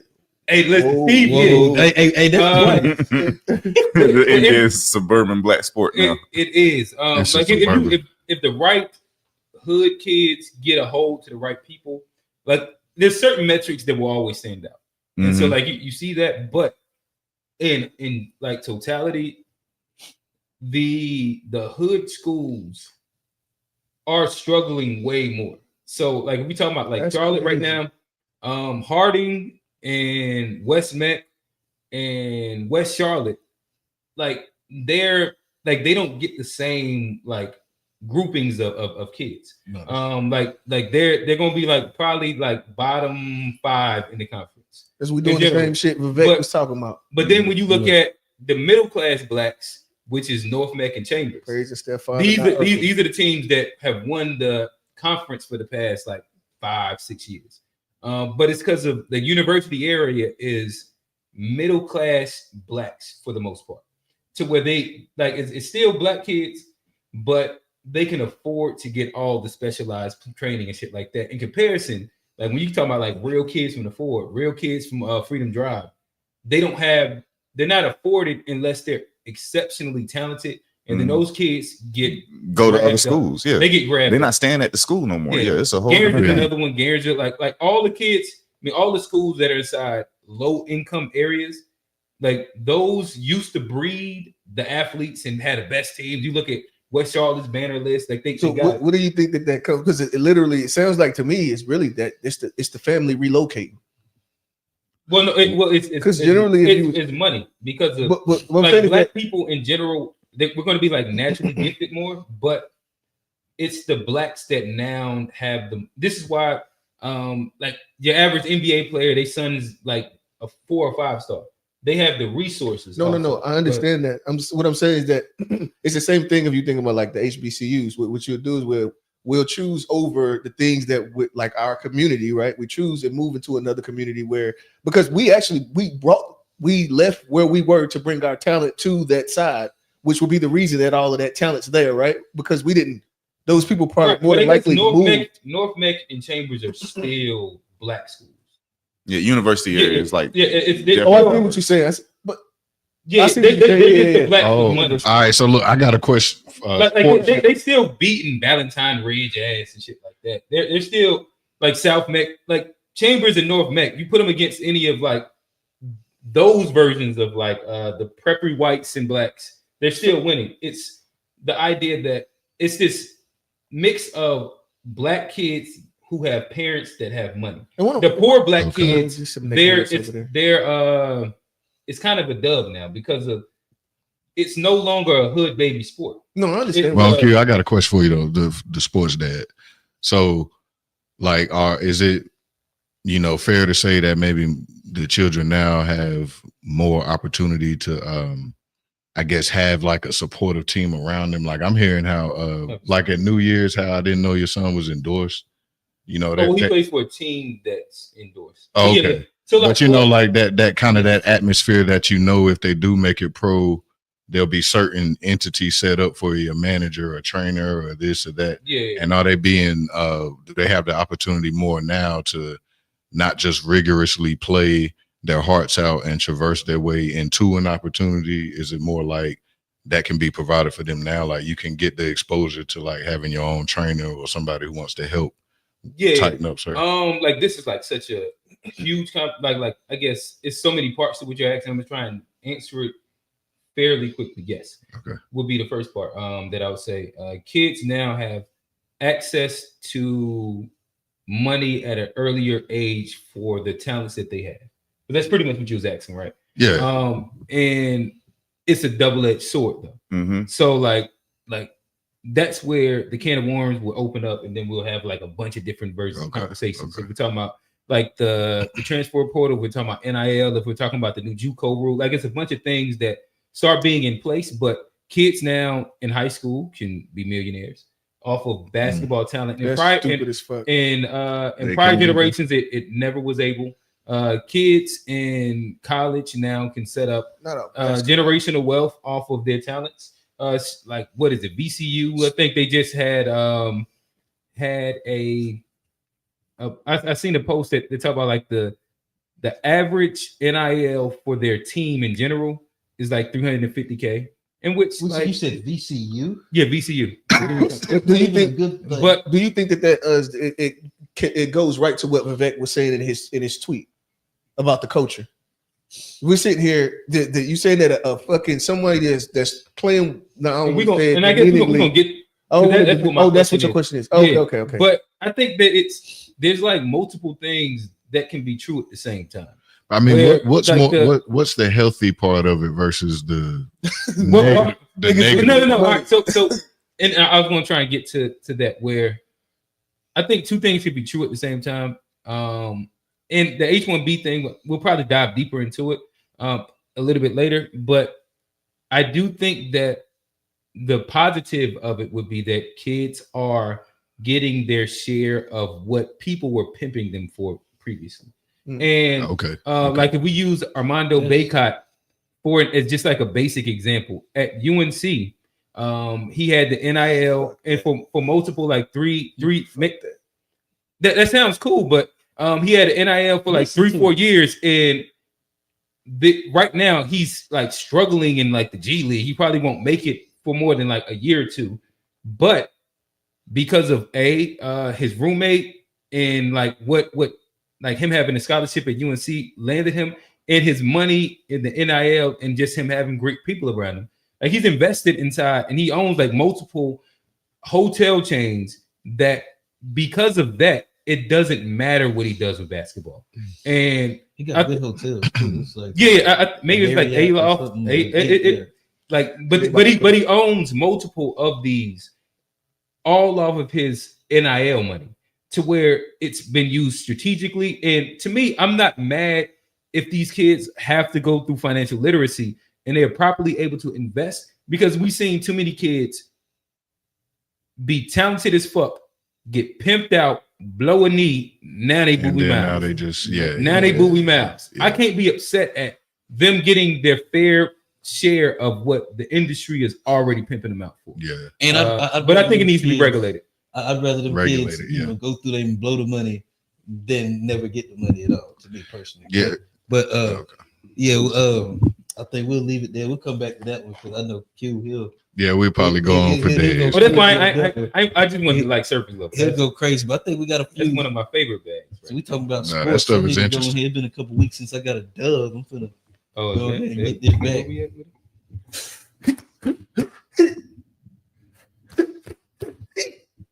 Damn it. The Rockets in the building. Y'all fall for it every time, bro. That nigga gonna throw Rock Hill every time, bro. Pump faked him this time. He gonna throw Rock Hill about every time, man. Rock Hill. Rockets in the building. He know. It's on the long street, right?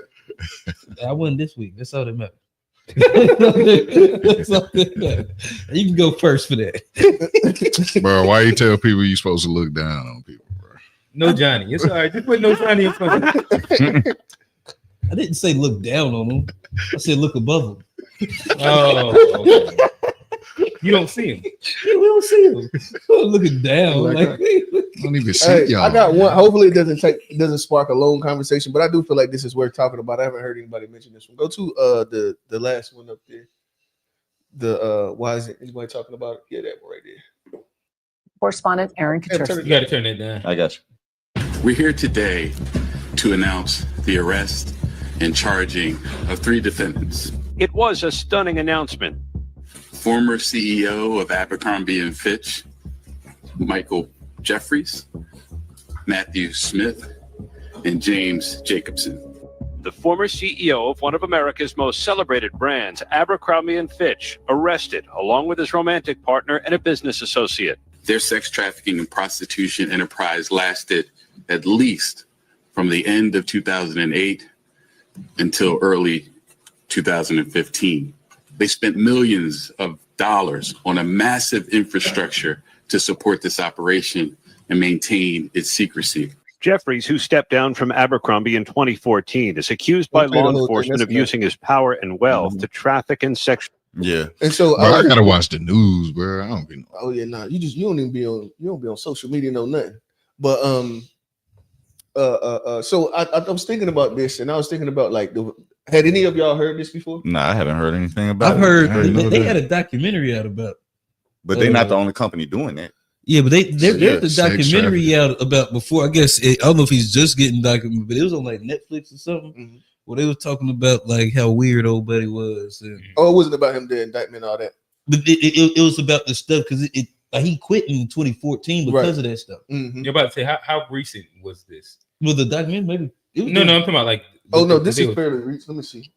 But they just said they went from 08 to 2015. That's when he was doing. Okay, so all right. So he's indicted for the actions for that time. Okay. Yeah, but the documentary came out after he stepped down from the company before he got indicted, and like it's kind of like the R. Kelly joint. Like they did the documentary, and then the files, the charges come. Yeah. Okay, gotcha. And so I think that probably led to them looking into it, and then they probably been investigating them ever since, and then they just now hitting them with the charges. But yeah, they had the people on there talking about weird shit. And my only point of bringing that up was like it kind of goes into like the whole Diddy thing. And I know that we're first off, we're not white men or white people, so we more than likely aren't like around a lot of, you know what I mean, white people to see if this conversation is a part of their culture. But I know that it doesn't seem to be loud at all. And so when we talk about the Diddy situation and how loudly we shun the shit out of a nigga.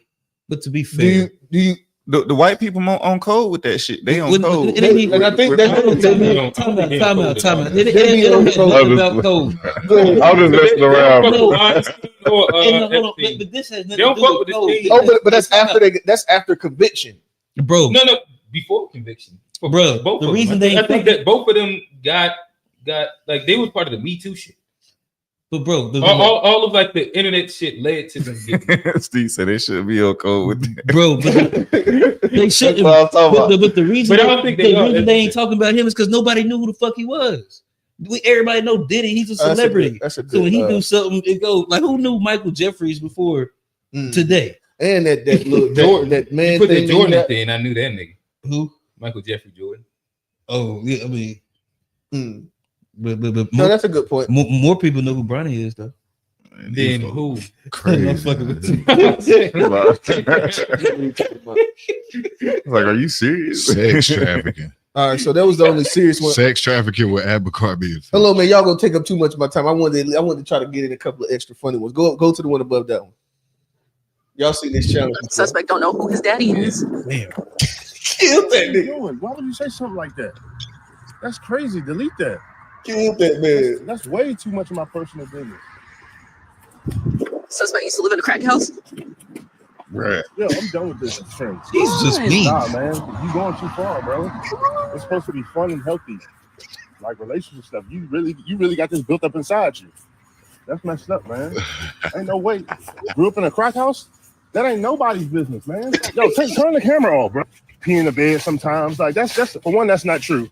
But that's going too far. You know what I'm saying? Suspect doodled on himself because he laughed too hard. You know what I'm saying? I don't know what these trends. I'm done with them. I'm not playing these games. That nigga got like bowel issues, don't he? Did you hear the first one she said? Yeah, suspect don't know his daddy. Yeah, that killed me, bro. Why would you even say that on there, bro? That was hilarious. Yeah, All right, Yeah, go to the- that challenge in itself toes the line.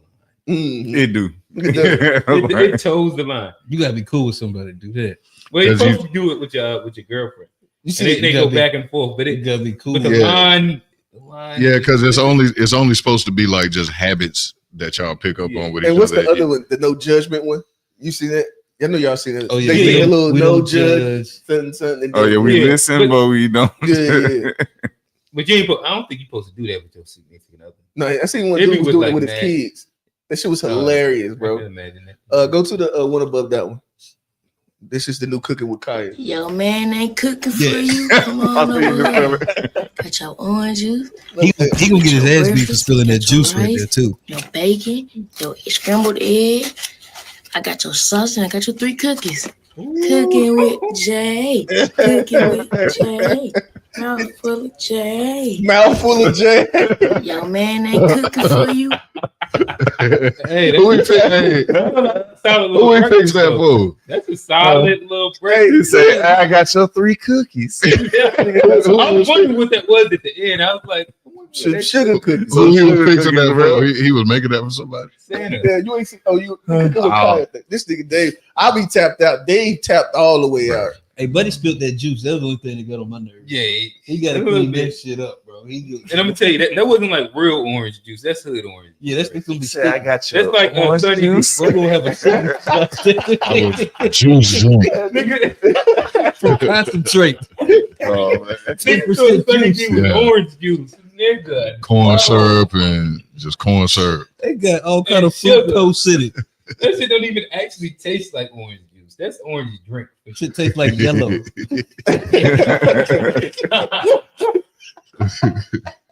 Hey, now give me scroll up a little bit. It's gonna be owner catches a thief stealing. Dude at the porch. Yeah, it's right there. I think. Yeah. That's why you fat. Look at you, greedy. No, you can have it. You can have it. You got it, brother. You thought it was some snacks in there? Look at you. Boy, he got the You go camera ahead and shit. take it. It's a big box for a big back. Come on and get it. I know you need it. I think I was confused, bro. Oh, I think you hungry. And people act abnormal when they bro, he hungry. sound like You've seen the Snickers commercial. Come on and get you his little box.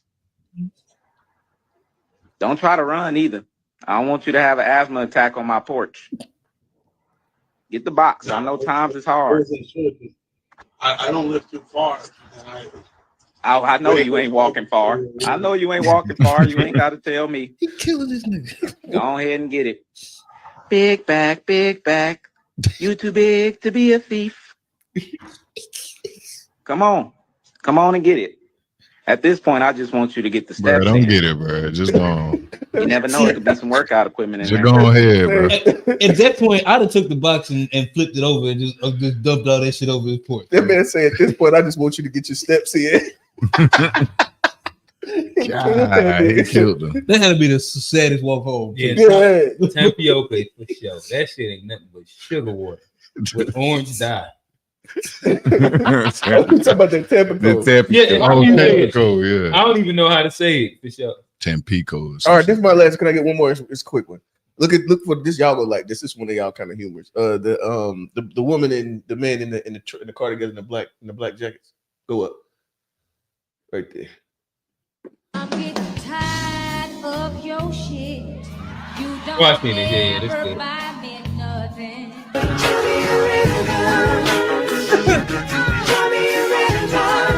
You must not know about me. You must not know about me. Not to get us a copyright. We ain't gonna monetize this one. Ooh. Oh, he got the pen. What I need from you is understanding. Don't leave me down. No, please stay with me. And I am telling you. Look at this nigga. Now, do y'all watch their skits though? The Cavs family, they pretty funny.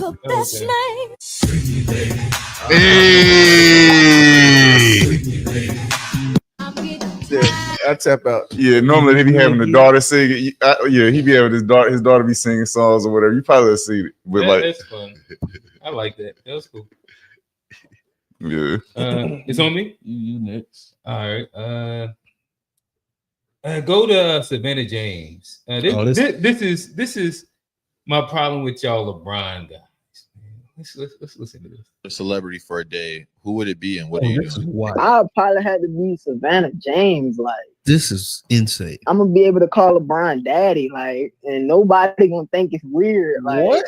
Easily GOAT. Like pops. I lost my dad when I was younger, so like, I used to always look at him on the court. Be like, damn, man, what if he was my dad? So LeBron got 3 kids. You could have switched spots. So I don't know. I could Bronny be James. sport. You could do like Bryce. You could do Bryce Bronny. Nah, I don't like the way they call him daddy. I won't call him daddy how Savannah call him daddy. Oh wow. All right. Yeah. Bro. How do you know how Savannah calls him daddy? That's too far, bro. I could just imagine. Like, All right. imagine what you be saying. You good. You good, brother. Bro, cut him. He said cut him. You good. You have a good day, man. Damn. Shout out to Artifacts. He sent this one to me. I thought that this was hilarious. Too much, but now listen, that's the one thing about a LeBron fan, they gonna crash out. I idolize that. He said he want to call him daddy. They say he got 3 kids. But I like the way Savannah called. That's crazy. You ain't never even heard that shit. That's hilarious. Staying with the theme of LeBron, can you go to the guy to the left of it? I'm sorry, but if I'm LeBron James and the person I'm friends with is hanging out with, employing, and surrounding himself with another man who is convicted of child sex trafficking and just sex trafficking in general, and I have a wife and kids, and my reputation is that of a world-class athlete and a family man, I don't think it's in my best interest to be friends with you anymore. I think if I was friends with somebody and every time they get in a beef, they choose to come for a nigga wife and kids, and a lot of times they falling out with niggas because they don't know how to respect a nigga's relationship, and they always trying to slide on somebody's wife or their significant other, and they take pride in doing that. I don't think it's in my best interest to continue to be friends with that person. I don't think that's a sign of disloyalty. I think it's a sign of loyalty to yourself, loyalty to your character, loyalty to your reputation, loyalty to your family. I think if a nigga is hanging out with a sex trafficker, I don't want to be associated with him knowing I have a daughter. It's like y'all overlook these things because y'all care so much about loyalty to other niggas and not yourself. And you've been hanging out with losers your whole fucking life because you're a loser. So you're blind to loser activity. How about you be loyal to good character, morals, being an upstanding man, being a fucking gentleman? What part of the game is that where I got to be loyal to a nigga who hang out with sex traffickers? And I'm a fucking family man? Are you niggas sick in the head? All And right, once we Damn, I just realized there was a lot that he had right there. He got dreads. He actually got a who sends me? Maybe it's T-Free sends me his clips a lot. He's pretty funny. He has a decent little podcast. Clear, But really quickly, I'm gonna toss it to y'all. But I guess said it. So recently, there has been a lot of talk. Drake, he released a Fighting Irish freestyle. Obviously, if you know where LeBron James went to high school, they was Fighting Irish. But inside that freestyle, I thought that was a Notre Dame shut up. No. Inside that freestyle, they go to it is said that he is dry snitching on LeBron James for cheating on Savannah. Oh, he pulling Kobe. So I don't know if that's a Kobe or not, but ain't that the Kobe for snitching to the nigga old lady about him cheating? Like, yeah, me. Oh no, I guess Kobe was a little bit different because he was saying him too, right? Maybe I don't know, but I don't remember. And still put no smut on my man Kobe. I'm just saying that's what the fuck. Like, come on, let's stay focused really quickly. So right now in the news, that it kind of ends up being a thing where he's been told to have been trying to out LeBron James and ruin his public reputation. With that said, with what he said, what are your thoughts? Hold on, my bad. I should have checked the fuck up. I missed the part. You said that Drake was saying that Bronny was chilling with who? That he had been on like 2 mans in the past with him. Oh, with Drake. Yeah. Oh, it is the same thing. Okay, go ahead. But so like that was just talking about him LeBron hanging out with Drake and not Diddy. Right. What does Diddy have to do? And that's what I sex traffickers and convicted. He said no, all right. So that's what I'm trying to figure out who he was talking about. No, all right. That's what I was thinking too. Why is he around? Oh, okay, Baca has a sex trafficking case. Right. That's he was convicted too. That's why he But LeBron hangs out with Baca too, or no? Drake hangs out with Baca. So LeBron don't need to be hanging out with Drake because he hanging out with Baca. But then Drake is notorious. Like that's like his running thing is that he tries to fuck people's wives or girlfriends. Right. I knew that was Drake. And like that's what he's saying. Like, so if this man has a history of always trying to step over the line with wives, and then he has like, even if he's not this thing, he's hanging out with guys. He's made a song about like, I can't wait till Baca get back on the road. But we didn't know what Baca was offering. Most of us didn't. So is Drake saying that LeBron's cheating on his wife or something? Well, I think he's trying to like dry snitch and say that they both was because LeBron ain't fucking with him no more. He's like, hey, that's some high level hope. This nigga over here, I can ruin your family image. Yeah, he just making himself look dumb, bro. Hey, that's just another one, like another L for Drake, bro. You just need to chill out, what bro. Is Drake doing? Just chill. Like that's still an L. Like you snitching on your home, like that's an L. Yeah. Like you ain't got no wins. Where's your wins column is fucked up right now. I guess he thought his win would be like, hey, I could tell Savannah you cheating, and niggas be like, oh, but niggas like, bro, why would you tell that, bro? Like, why would you say that, bro? Why would you like tell he's on your side? Even if I ain't on your side, code and everything. Yeah, you already done fucked up the whole code for the battle shit. I'd never be on your side again. Like even if you clear out of this, I don't want to rock with you again after that. That's crazy. Yeah, come on, Drake. Like don't come up and just tell me something about it. I'd be like, hey man. Yeah. And I guess where I'll land that. That's why I was thinking that Kendrick song. and I guess where I'll land that in the news more recently, there has been the wildfires in California. Mm-hmm. That's been huge. I think that this is the first time that it's actually been starting to touch like LA and Malibu, and there's a lot of famous people now who's losing their homes and different things like that. To where you're hearing it make even more noise. Joe Rogan, they kind of talk about it. Mm-hmm. You remember Trump and Joe Rogan to a fireman once. This is one of the reasons it freaked me out. And he was telling me, he goes, dude, one day, he goes, it's just going to be the right wind and fire's going to start in the right place and it's going to burn through LA all the way to the ocean. And there's not a fucking thing we can do about it. I go, really? He goes, yeah, we just get lucky. He goes, we get lucky with the wind. He goes, but if the wind hits the wrong way, it's just going to burn straight through LA and there's not going to be a thing we can do about it. Because these fires are so big, dude. when they're talking about like thousands of acres that are to a fireman once. This is one of the reasons that If you want to go to the next one, but I think that hits the one gist of day it. burning simultaneously with like 40-mile-an-hour winds. And the wind's just blowing embers through the air, and those embers are landing on roofs, and those houses are going up, and they're landing on bushes, and those bushes are going up, and everything's dry. And once it happens in a way where it's so spread out that there's nothing they can do. There's nothing Yeah, they you can just do. have to evacuate, right? Nothing they can do. Burning simultaneously. I do want to touch on something where I seen who said that. So that's insane. That's insane. Here you talking about? Here you talking about? Hey, I'm just saying anything, bro. You're saying anything. I want to touch on this subject. They're acceptable. Keep going. That's crazy. But I seen something where they was mad at LA for running out of water, and he was like, "We sending all this thing to Ukraine."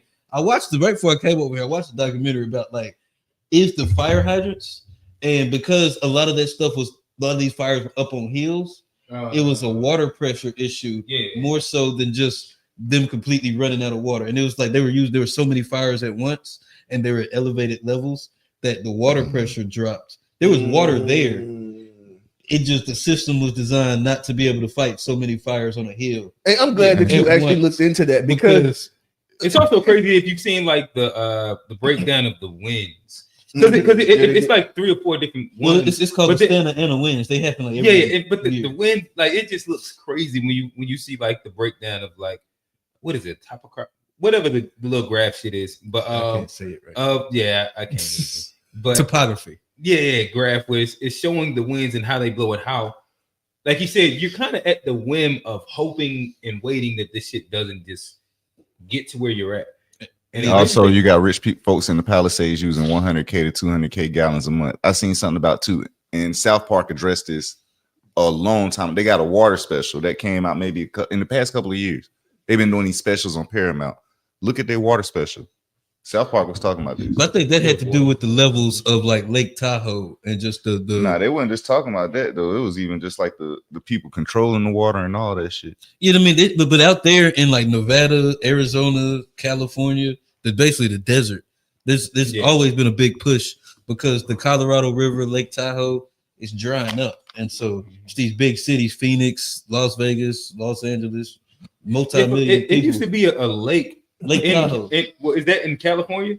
Like there was a big lake that used to exist in California. That was what Trump was talking about on the Joe Rogan. But it's drying up. Oh no, I think this one is already. They already. He said dried. He said that they purposefully dried it up. From what he said on the Joe Rogan joint. But the water rights and stuff has been an issue in that area of the country for a long time. And it's Nevada's the fucking desert. Yeah, and it's only one river that rolls through there that they all fucking sucking water out of to eat, and it's also like you said, it's the desert, 100 degrees. So water has been a thing in these places for a long time. So fires, start as easy just to point and be like, oh yeah, LA didn't have enough, water. It's because we sent everything because it's easy to pile on California right now, but I think this is just something that's just a super unnatural disaster, and it's kind of hard to mitigate it. And I think it was just inevitable that it was going to happen at some point. That it was going. That's pretty much.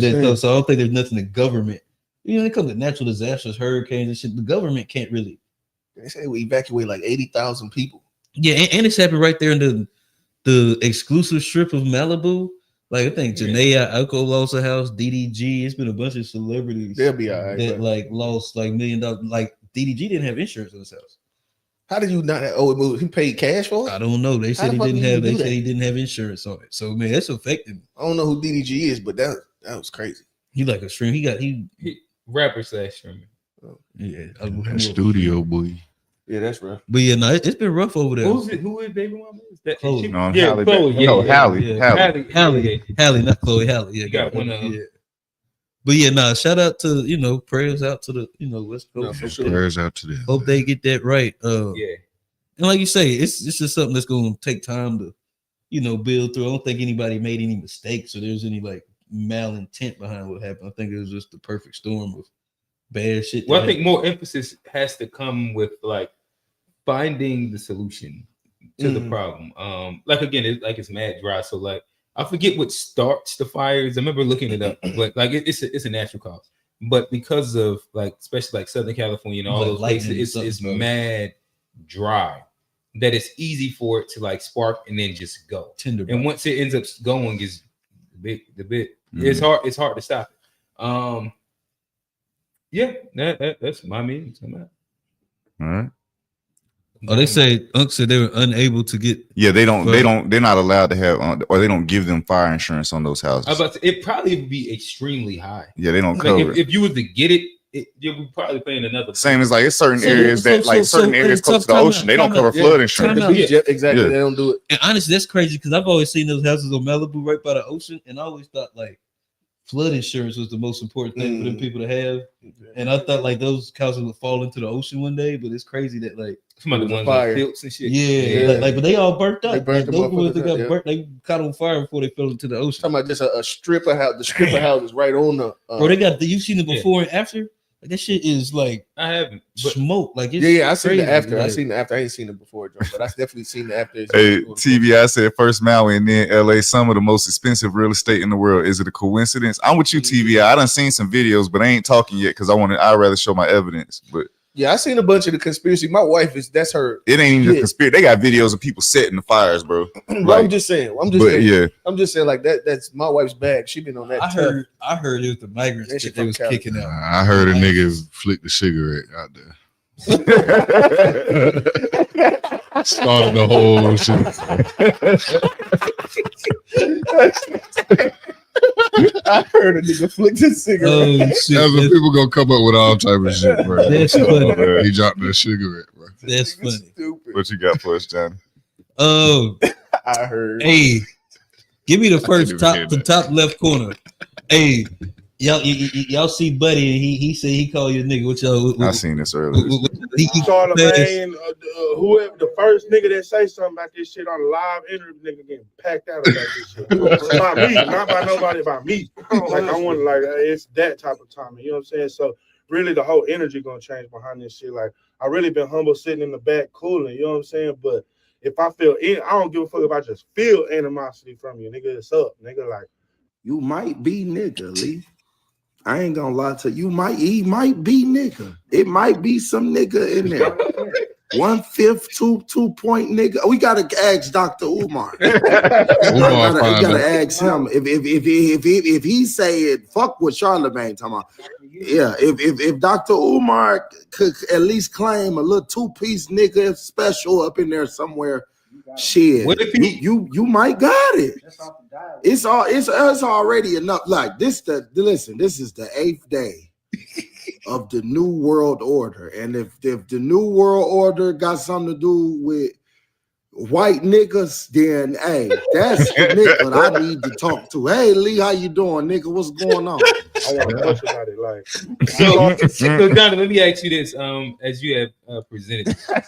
So come on, bro. Look at your face. He don't know what if he's 1/5 lineage? 1/5. Do we get it or not? Do we get the pass? The pass and that check that come with it. 1/5. Oh, I ain't trying to give no redhead dude no check. I ain't trying to give no redhead dude no check. If he can trace that grandparent, well, that's 1/5 of me. Well, no, that's a grandparent. That wouldn't be an 8th or 4th. Can't be a 5th. If he's 2/3, if the grandparent's 2/3 black, okay, we'll go with that. Then he can be a 5th. I guess. So he can just say the word. Nigga. It's tough. Hey, why he playing? But he's lineage though. If he could take it all the way back to. I mean, that's what they say. That's what they say. TBI, tap in. Let us know. Unc say he been told y'all nigga are a breed of American, not a race or a color. Oh no, Unc has a whole like he been saying hilarious skit that or what do you call it? Like a set that's hilarious. That deals with nigga being a breed of American. It's fun, but whoever won it. So, shoot, I don't care about that nigga. I don't care about it. I ain't rolling with him saying just animated. I'm waiting to see what they say to you in the chat about it. There's some smoke about that. There it is right there. I swear them white boys be the first. Switch it up when the shit hits the fan. Oh, of course, yeah. Yeah, he get packed out. He get packed out. He gonna switch. I don't know why they sensationalize it so much. They be regular white dudes. It's just when they get around us, bro, they start trying to. No, they do it, but they sell too, bro. But I mean, they don't know how to do it. I will say, I clicked they on his don't page. perform. I clicked on his page. He is surrounded by a bunch of black dudes that are letting him get away with it. And Hey, so, man, like, bro. I'm gonna talk to them. If he say to me, I'm be like, "Hey, is he cool?" Oh man, y'all, nobody watched the new Fresh Prince, did you? Like the new, Like series? not the latest season. Not the latest season, but you I remember watched the when first Carl one. was in there dancing with the white boys. I forgot what song it was. And Will was like, bro. Like, bro. Yeah, maybe they had won a game or something. Then on top of that, they got the character as an African dude. Anyway, he American. Carlton is an African dude, but don't tell Trey that. They know already. Yeah, if they not seen it. Yeah, Let me get Jimmy Horn. He ain't have an FBA here. Is this who you talk? Oh, Jimmy Horn. Right?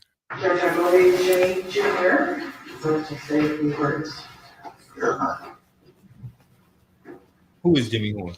He play receiver. First off, I want to start off by thank you, to be able to speak on behalf of my dad, not only as my dad, but as a person. When I was about 7 to 8, he told me, he was like, Jay, I'm gonna make sure that you get to college. I don't care if it's a pinky foot you step on that campus. I can't wait to see you graduate. You just gotta want it more than I want it for you, He never missed the event, like elementary school, he's showing up everything. Whoever it was, he was there. Like, he made sure he was there. It didn't matter if one of the best memories I had with him, we rode a bicycle to school. I missed the bus, he ain't snapped on me. I'm on the back of the pedal. We just ride the bike to school. That was like one of the moments, like I knew, like, yeah, I got a good dad, man. Like, he really put his all in this. And it kind of eat me up a little bit because he might not be able to experience to see me graduate. There ain't too many dads out here that do the things he did for their kids. And to have a father like him, he real tough on me. But you're a little soft and hard a little bit. Doesn't do it though. But I appreciate you, man. I love you, man. Real. Thank you, John.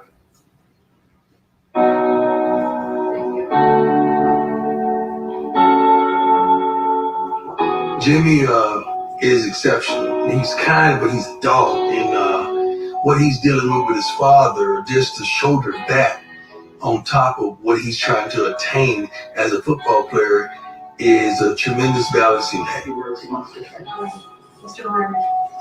Apologize to friends and family. Sorry. You can stop it there. What did he end up getting? They gave him 87 months. Yeah, and he's served he already 3 served years. 79 of them. Oh, okay. So yeah. What was he in jail? Yeah, what was the charge? I didn't. They never said what the charge was, but I just wanted to shout out, Prime, Coach Prime, because like he got a tough rap from switching from Jackson State to Colorado, but he's been doing great things there. I mean, from Travis Hunter, I know he didn't got a bad rap recently, but like the boy did win the Heisman. Let's just end it there. I mean, he did a good job with that. Shador gonna be top 5 pick next year. He gonna be up top. This man crazy. And this boy Jimmy, he probably gonna go to the league too.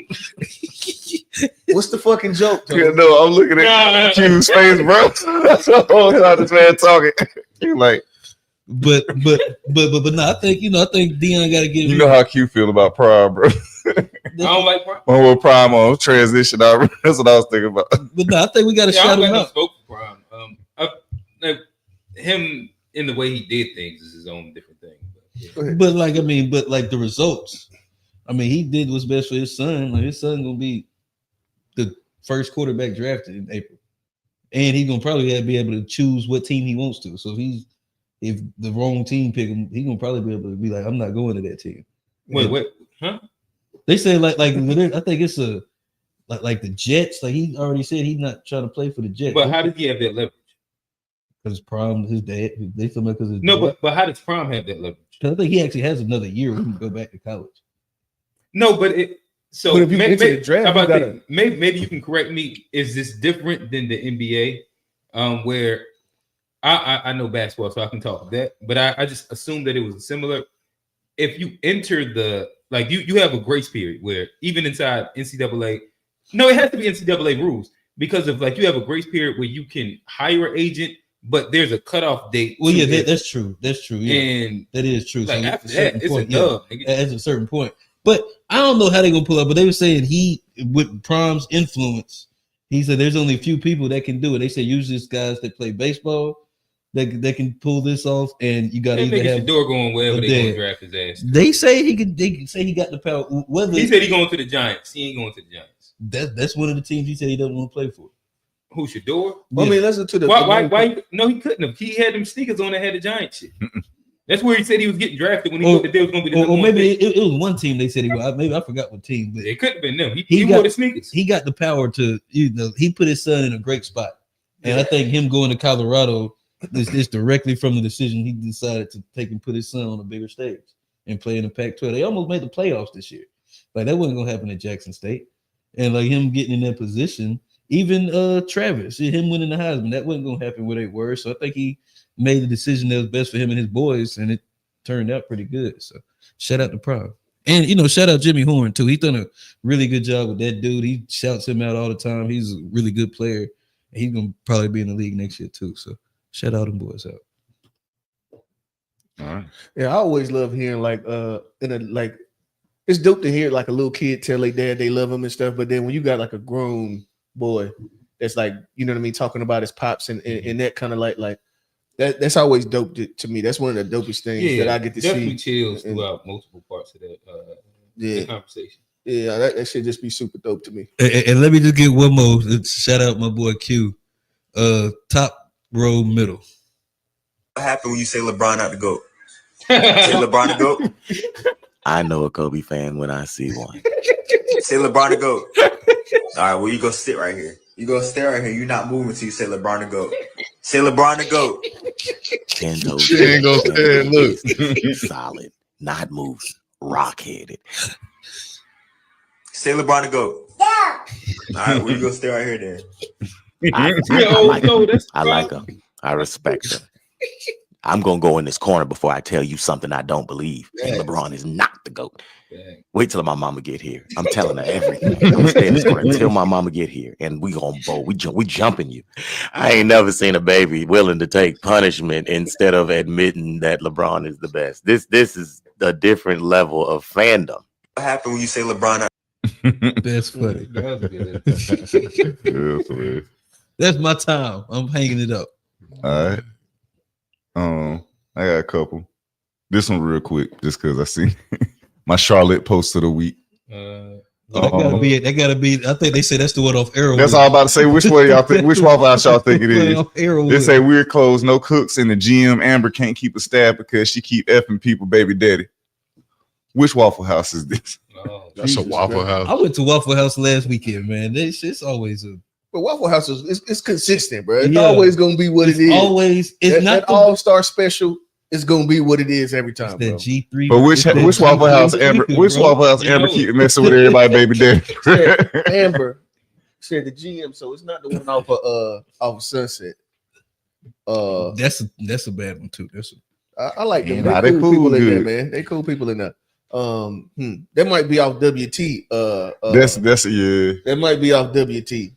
Nah, it might be that Hey, one hold off on. your exit Hold over on, there, wait a minute. off exit 33 You talking about on North Tron? on Billy Graham. Yeah, the one on Bill. That's the one I was gonna say. The one on Billy Graham. The one on Billy Graham. You have been in there. That's the other one. Old head be going to off Billy Graham. Wait a minute. Tony worked at a Waffle House at a point in time. Hey, that was like What was it? What, no. What was going on? The Waffle House? You worked there. Hey, you thought about that? What was going on? Hey, that means Tone got hands. Tone, right? Tone got hands. Man, bro, I had to fight at the Waffle House. What happened at the Waffle House? I was handling money, bro. I ain't had to do Was that shit, man. was that like Squabble up. that was a summer Squabble like one of them summers during school? Yeah, Like that. yeah. I remember. I can't remember if like I just pulled up on you or it was a random occurrence, but I do remember that randomly. It'd have been funny as hell. We making went to the Tone club. talk about food. I know we went to. Oh, I think okay, we that's went what and it ate was. there after the club. But you already know I worked there too. Like, Yeah. but we went and ate there like after the club or something. Like, yeah, I remember that, Joe. We was drunk as shit too. Tony, Hey, nah, it's love having a homeboy that work at the Waffle House though. Like you pull up, hey bro, what up? We here. Hey, bro, all the women was getting the money at the Waffle House. They don't care nothing about the dudes. Like, nobody want no dude server. I'm about Like, to tell you, bro, nobody want no dude server, bro. I'm talking about well, now actually, the older women, it was an old woman tribe. I told y'all that story. that right? employee prices. You said an crazy. old woman tried. It was an older woman tried me. I was like, tried you. yeah, I was like, he was gonna go. I was gonna say that means she was nah, I successful. didn't go. She called me talking, bro. She tried I gave it. her the wrong phone number. I think she sent me a nude or something because she came back in flipping on me after that. Like it was, why you give me the wrong number? In there? Yeah. It was. Yeah, that's insane. Sending the nude to the wrong number. It was some random dude probably. Wow. Bro, it was crazy, bro. Nah, the fuck around have been a woman. That's why she knows. Yeah, it probably would be a woman. All right, we're getting to this one right here. Performance masculinity. Intuition is not a woman's trait; it's a human trait. Yeah. It's a thing that we develop, and like we don't often think of Black men as having intuition. Yeah. But it's like if you walk into any neighborhood and you're like, "Yo, something feels," bro. That's intuition. That's like your body and spirit telling you, like, "Nah, something don't feel right here." For a lot of us, performative masculinity means I have to size you up, and B, I have to be prepared to defend my masculinity, and that might either be physically or verbally, right? So I'm gonna tell you, I'm gonna lean into the things that I think are desirable, right? I might talk about how much money I got. I might talk about my career. So I don't like when people ask me what I do. It's like my least favorite question in the world because it's like it doesn't allow room for the person to just be a human without all the other cachet and attachments that we lean in the labels, bro. Like I'm an influencer or blah, blah, like I don't care about none of that. Intuition is not a woman's trait. So much of that is wanting to appear like we have it all together. It took a while for me to kind of remove myself from that and recognize like I want to be able to be a safe space for brothers. I want brothers to feel like they're vulnerable. Like you don't gotta be hard all the time. You and also too, you get to be who you just get to be present. Right. So if you're feeling sad today, you get to express that. You also get to unpack the layers of sadness and anxiety and nervousness and being like, yo, I'm scared about this situation. I'm unsure about the situation. Performative masculinity doesn't allow us to be free, and it doesn't also allow us to speak our truth. You know, when we're like in our truth, then we just get to communicate where we are, what we're feeling, what we need to express without all the other layers of like, I don't want to say misinformation, but all the other layers of just like falsehood that keep us from being connected to each other. What you think? Is it soft or? Well, it'd be like I'm about tired of hearing all these like different ways to shit on like masculinity or like to say how you try to use another way to side turn and talk bad about masculinity, bro. All he said, all that to say is you can be a fucking human being, bro. You ain't got to come up with this new term and shit. Literally, you can still be masculine and fucking your homies be cool with like fucking being vulnerable like we do here. What was the new term that he used? The performative masculinity. I thought it was a good term for what he was talking about. He was talking about like just acting away. It's like it wasn't just acting like away. It's more so about like where we have this thing within, like as men, where we have this thing where we measure, like it's this dick measuring contest. It's a lot of time unspoken, but it's like, oh, I got a better job, or what do you do? Yeah. Or like it's always this. It's this thing where it's like you're competing all the time, and rather than talking about what you do, you can allow each other to be human and just talk from that perspective. But hold on, that was a second point, and I'm not. I ain't trying to say that what you got from the what's called is wrong. But when he was talking about the performative masculinity, he was using that. That was like an action word of like the way that you show it to make sure that the motherfucker know that you about what you know what I mean. But then when he went to that was the second part. It's a bunch of different things that you can but you can rope it into in which good.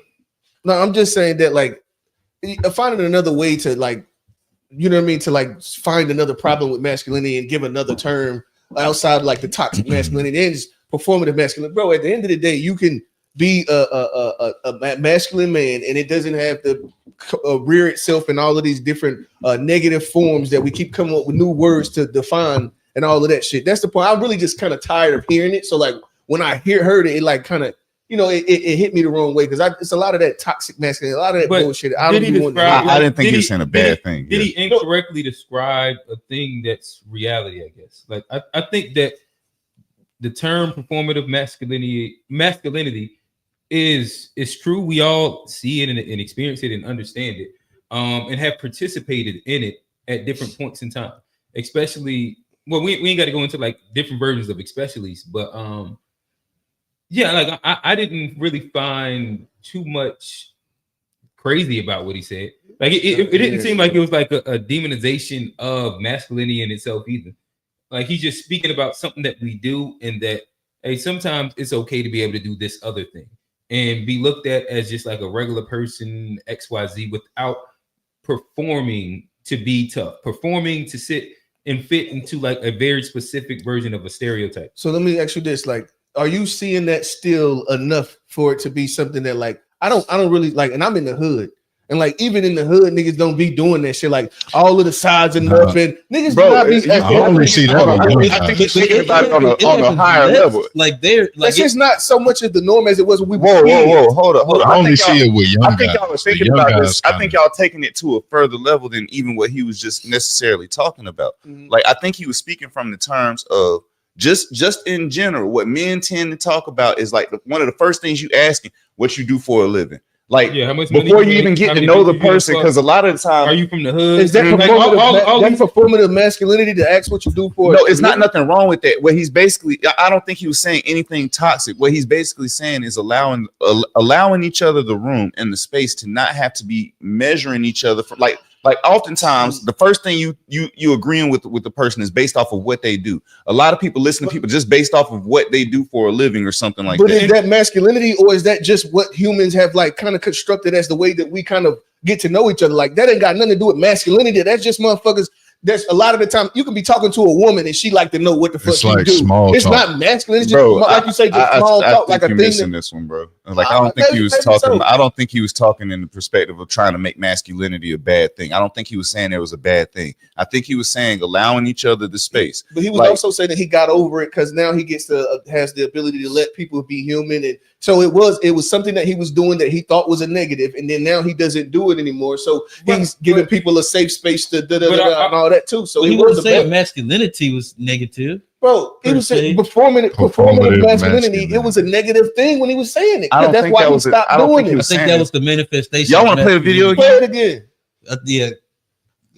Intuition is not a woman's trait. It's a human trait. Yeah. It's a thing that we develop. And like we don't often think of Black men as having intuition. Yeah. But it's like if you walk into any neighborhood and you're like, yo, something feels, bro. That's intuition. That's like your body and spirit telling you like, nah, something don't feel right here. For a lot of us, performative masculinity means I have to size you up, and B, I have to be prepared to defend my masculinity. And that might either be physically or verbally, right? So I'm going to tell you, I'm going to lean into the things that I think are desirable, right? I might talk about how much money I got. I might talk about my career. So I don't like when people ask me what I do. It's like my least favorite question in the world, because it's like, it doesn't allow room for the person to just be a human without all the other cachet and attachments that we link in the labels, bro. Like I'm an influencer or blah, blah, like I don't care about none of that. Intuition is not a woman's trait. It's a human. I guess what he was saying here was like, so much of that is like men wanting to appear like we have it all together. It took a while for me to kind of remove myself from that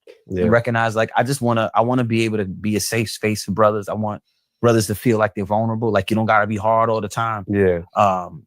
You and also too, you get to be who you just get to be present. Right. So if you're feeling sad today, you get to express that. You also get to unpack the layers of sadness and anxiety and nervousness and being like, yo, I'm scared about this situation. I'm unsure about the situation. Right. Performative masculinity doesn't allow us to be free, and it doesn't also allow us to speak our truth. Right. You know, when we're like in our truth, then we just get to communicate where we are, what we're feeling, what we need to express without all the other layers of like. That's hella true. But my thing is that like if we then like if we started at the idea that take masculinity out of the equation and then talk about us as humans being performative before being genuine with who we are, especially when we're inside groups with people and I'm like cool all with that. Right. But then the thing would be if you're talking about men. And he's a man. Probably it seems like he's talking to men. Other men. Like our experience would be performative masculinity when it exhibits itself. And this is again where whether you're talking about like if you can be in a room and a nigga could be the like if a nigga walks in and he's a person that has quote unquote money, like there's a natural gravitation towards what he's saying is right, XYZ. You see it all the time. Or he gets the most bitches, natural gravitation, XYZ. Or again, like we make jokes, but there's like a nudge that comes from it. Like, oh, this nigga grew up in the suburbs and he don't know shit. Or this nigga's from the hood and he made it out the struggle. Like all of these things are performative to X out what the person actually is and who he is at that exact point in time. These are all superficial measurements that talk to who the person is, and it like paints who it is, but has nothing really to do with the person is. And a lot of times when we step in rooms, especially new rooms, we're not getting people to get to know us or understand who we actually are and our opinions and like what cultivates who we are, as much as these are these things that I'm supposed to be to fit into this space to be respected by men. Let me go. I think what he's talking about is like what we do here every week is the opposite of what he's talking about. How we come and we're still masculine. Ain't nothing unmasculine about what we do here, but it's not performative in any sense of the word. When we come here, and then when niggas come here, they be like, y'all, not how long y'all niggas know? Yeah. How y'all having these conversations? And y'all so tight and like how y'all sit and do it. So that's what I think that's what he's speaking of when he's talking about the masculinity portion only comes in because we're talking about relationships amongst males. I don't think he's talking about like don't be tough, don't be strong, don't accomplish things, don't get money, he ain't talking about not doing any of that, but it's like when you come into space and you're really trying to make a genuine connection, like you have to let that guard down a little bit in order to have a brotherhood or a fraternity. Like what about like frats? That's part of them is letting their guard down to be cool with each other in their brotherhoods. I think that's all they're talking about is just like not being on 10 all the time, because that's a super stressful state to be in, and it's not good. Right. Only thing I'm saying, so I agree with like what Q was saying partly, but the thing is that I understand you said he's talking about men, so he actually used the word masculine, right? Is that what I'm assuming that's what y'all saying? Like, because he's coming up with like that's our experience of how we become performative more times than that. What I'm saying is that like the biggest, strongest, tallest, most money nigga. So you would say that because the woman it would be a feminine what is it? What did he say? Performative femininity would be like the female version of it. That he started with intuition. But that's the thing though. Women don't necessarily move from the same. But they got rings, they get bags, they do the same. I was about they have a different they got their own thing. Listen, all I was saying was that I was just trying to make sure that y'all were saying that he's talking about just a male version of this thing, and there's also a female version of the thing. Yeah. And the only reason why he's saying this is because he's a man and he's talking to men. Right. Yes. Yeah. Okay. So in my opinion, I don't think that like you could say that without having to like create a label for a thing. Like, oh, bro, you pretty much just said that you shouldn't have to have your guard up all the time. Well, at the same time, it is going to be a very who of you to have that, like to have that as well. You see what I'm saying? He said that he was doing it before and he's not doing it anymore. What I can tell you is there's a time and a place for that shit. There's a time and a place for you to make sure that you sizing motherfuckers up around you. Make sure that you're aware of what the fuck going on around you, to make sure that you can protect yourself or whatever. What I'm saying is that if it's no need to go into it the way he, like, in my opinion, I think that's like, we done heard enough about this whole masculinity thing. Like we done heard enough. They've been talking negative about the shit for long enough, and to feel like you've surpassed the point to where you don't have, you're no longer a fucking bro. I don't think nothing was wrong with that, bro. Wrong. Like it's supposed to be something that's like, I understand you said that same message, right? But I don't have to label it like right now masculinity. I don't have to. But why does that bother you so much? Because the thing is, it's not a necessary thing to point out about masculinity to call it a negative. That's just a person thing. But we put extra words in a lot of shit. Why get mad at? And I always talk shit about the words, the love language word. I talk shit about all of them, bro. I was about to say right now what you sound like is. Ain't no need to call it a fork. You just call it the thing that you eat with. A castle. It's not a fork. Like, why do you need to call it a fork? What I'm saying is it's how we've already had to deal with the constant nitpicking about the different ways of masculinity. You don't have to have it in that. We take it outside of that lens, like it's not a critique. You're looking at it like it's a critique of masculinity. I didn't think it was a critique, it's not bro. a critique. Like if you take How it is it not a critique if he's saying that this was a problem, and now that I no longer do this, I'm able to provide a safe space for men around me, and I'm able to be. It's pretty much saying I have better relationships because I'm no longer like this. You making it all or nothing. He started with intuition though. He was saying that intuition is not just a woman thing.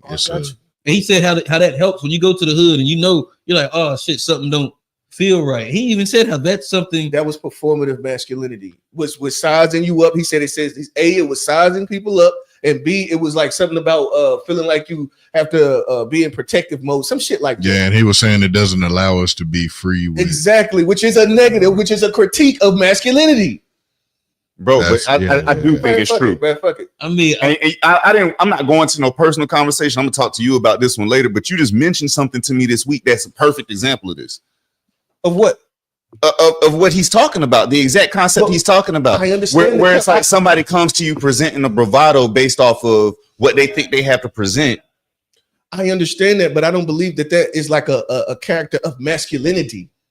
Do you see what I'm saying? Like, I don't have a problem having the conversation that is being had. But when you're saying that it's a product of masculinity, that's the reason why I said that there's a female version of it too, right? Bro, so that's why. So it's not a product of masculinity. It could go for feminine and the masculine. I don't like so it's going not a product of either. But you've definitely been a proponent the whole time we've been on this show of when we talk about men, talk about men. If we talk about women, talk about women. Like, because we be jumping on the women, and you've been like, so why do we need to ask about the women then? I did that just to see if y'all were saying that this was a purely a masculine thing or also it's a feminine thing. Human thing. Exactly. That's the point that I'm making. But then, why are you tripping on the word masculine when it's amongst men? He's talking about how humanity displays itself amongst men. So do you? So I think y'all have missed each other, bruh.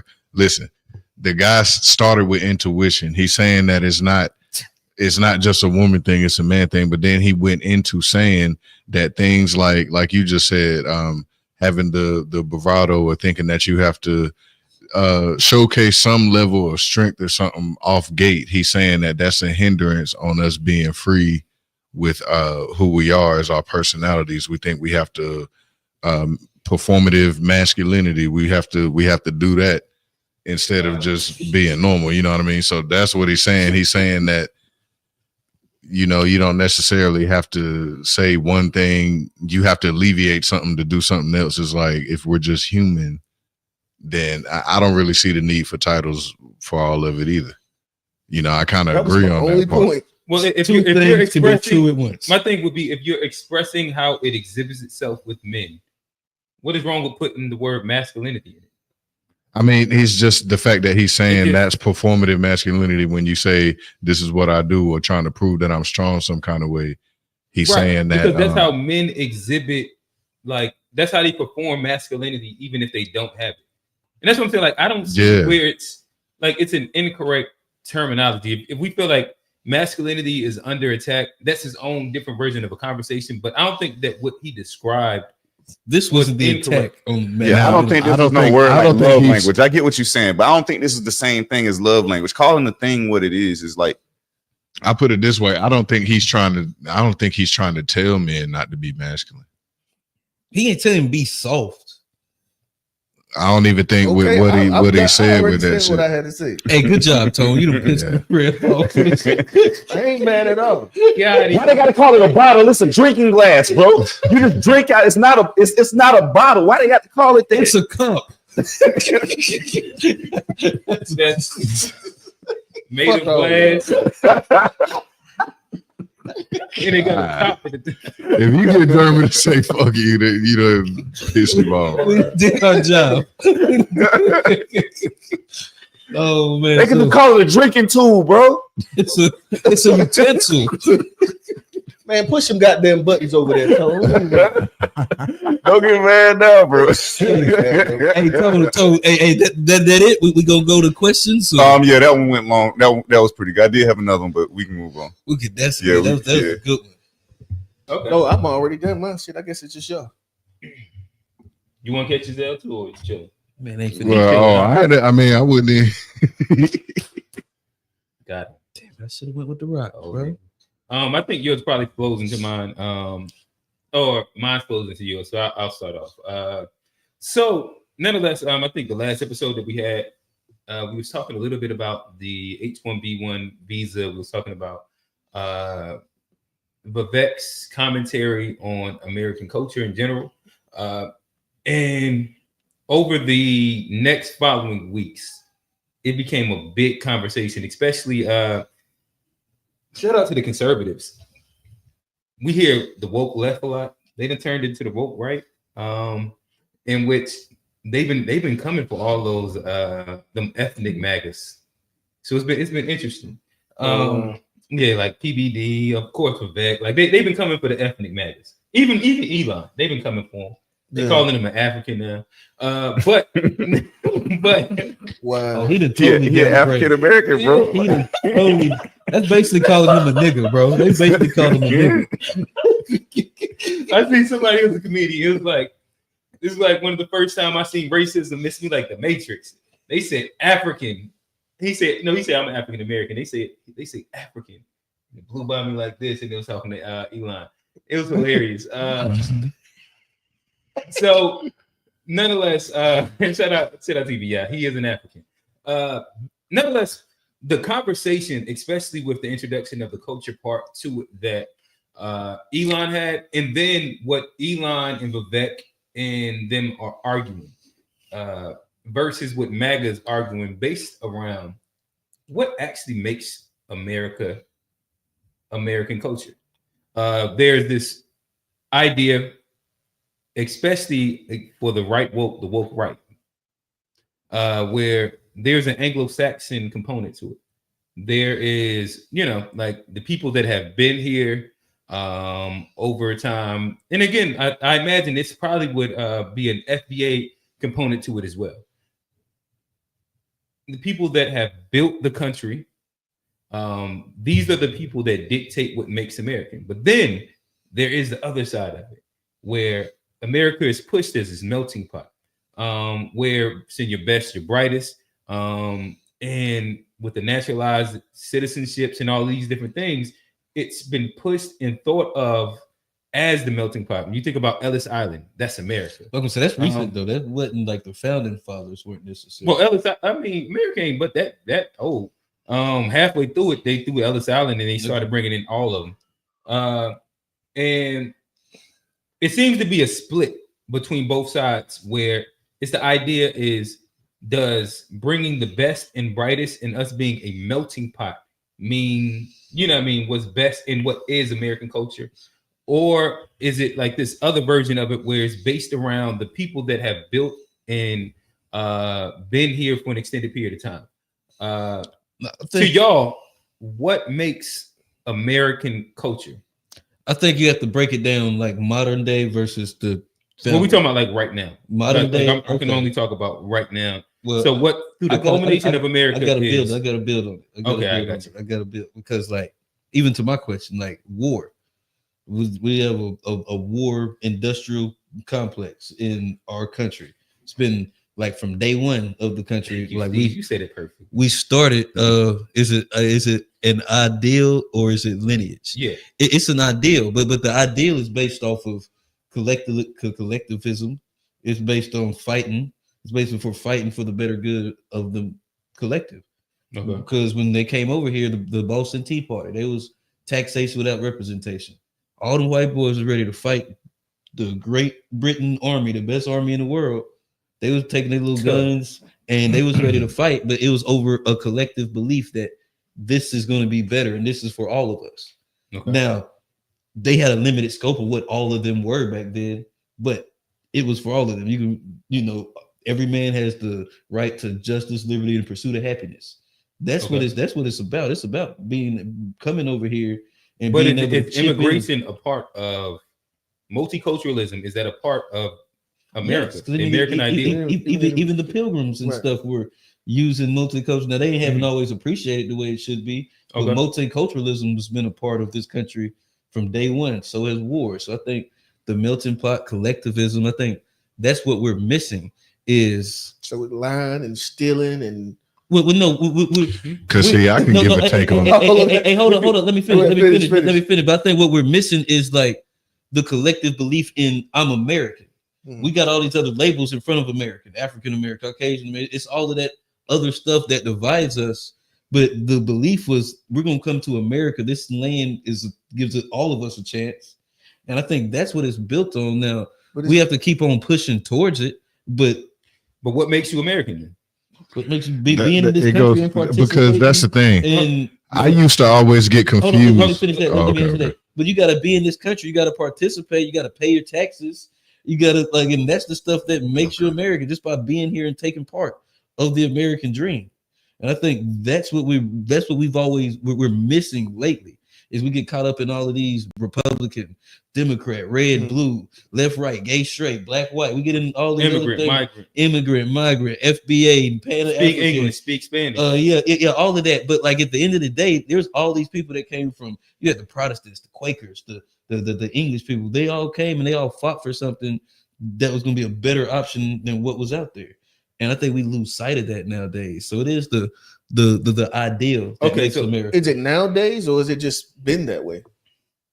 There's always been somebody that was less American than they've always had somebody that was going to be on the bottom of the boot of a motherfucker. That's always. But we've always hold on. No, I can answer that. We've always had common enemies outside of America that we were fighting against. Now we don't.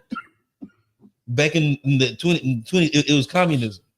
We was fighting. It was American versus. I don't think communism. black people cared about communism. But we were American.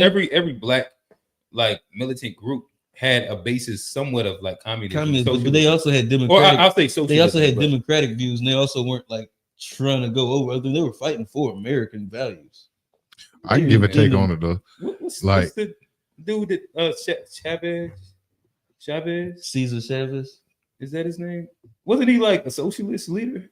That everybody, like all of them, bro. A lot of them leaders was when you start looking into. Ain't that what they was? And all the black people love that nigga over in Cuba. I mean, I think that's the ideal. That's not what American ideal though. That's not what. No, I'm saying that. Like, I don't know. If we always had common enemies. Like that's the thing. Back then we did. In the Cold War, Russia was our enemy. But then, like you go 1950s, black people's enemies was more white folks than Chavez in Cuba. Same reason why Ali wasn't going to the war. Like that's always been a thing, bro. You can sit here. It sounds good. I wish to say we was just one and them niggas had a draft because the niggas ain't want to do it. Okay, and you can do that, but like there was a bunch of blacks that went over there and fought the war too, forcefully. They had to. No, there was a lot of motherfuckers that why did they have a draft? My daddy went to the army. He wasn't drafted. He joined. Signed up voluntarily. And everybody that went over there. My dad signed up to the Marines voluntarily. So they were drafted. But hold on. Are we gonna pretend like that was even the American common consensus?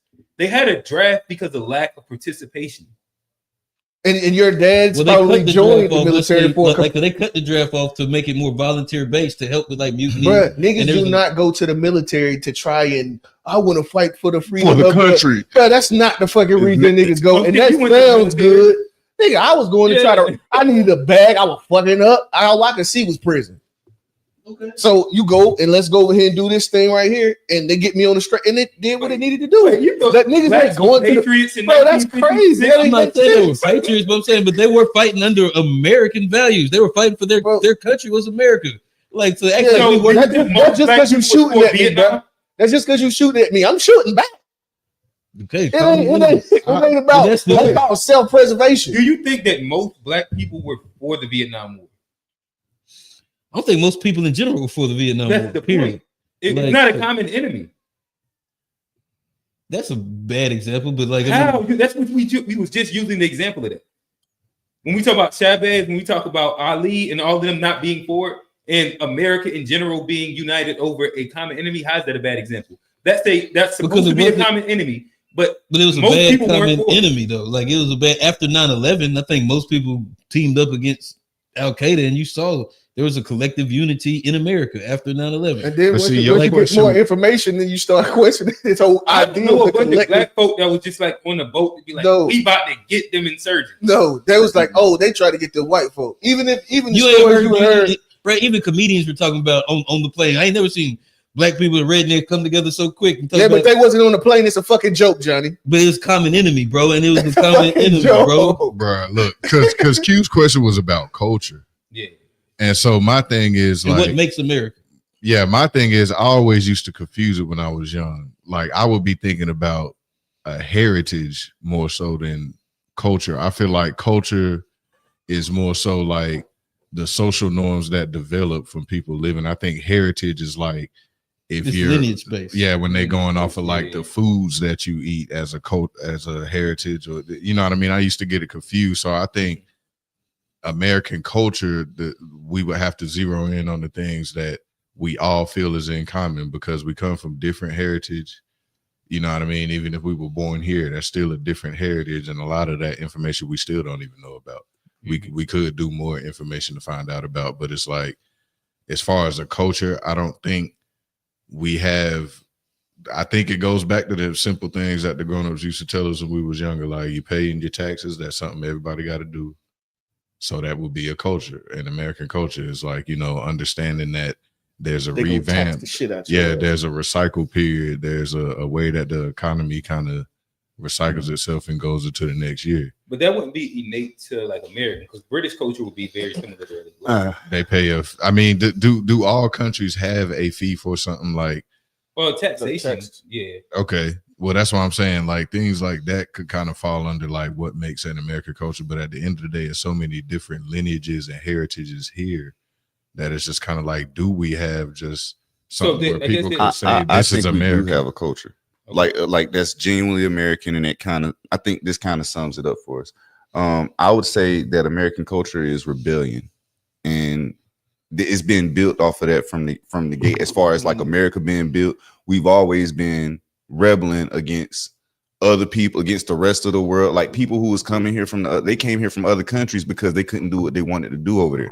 So I think it's a thing of rebellion. I would say domination is a thing. Like we want to run the stuff. Like America is the dominant force. Like it's the ideology of all of these things that we're the greatest and we can do what the F we want to do. Like I think that's pretty much the idea that sums up America. We can eat what we want. We do what we want to do. You can't tell us what we can put in our food. You can't tell us what we can't put in our food. So you're saying that's American culture? Like it's the rebellion factor. It's a thing that definitely a rebellious spirit for sure. I definitely. And I guess what I would say is I think capitalism and exploitation is probably as American as American can probably get.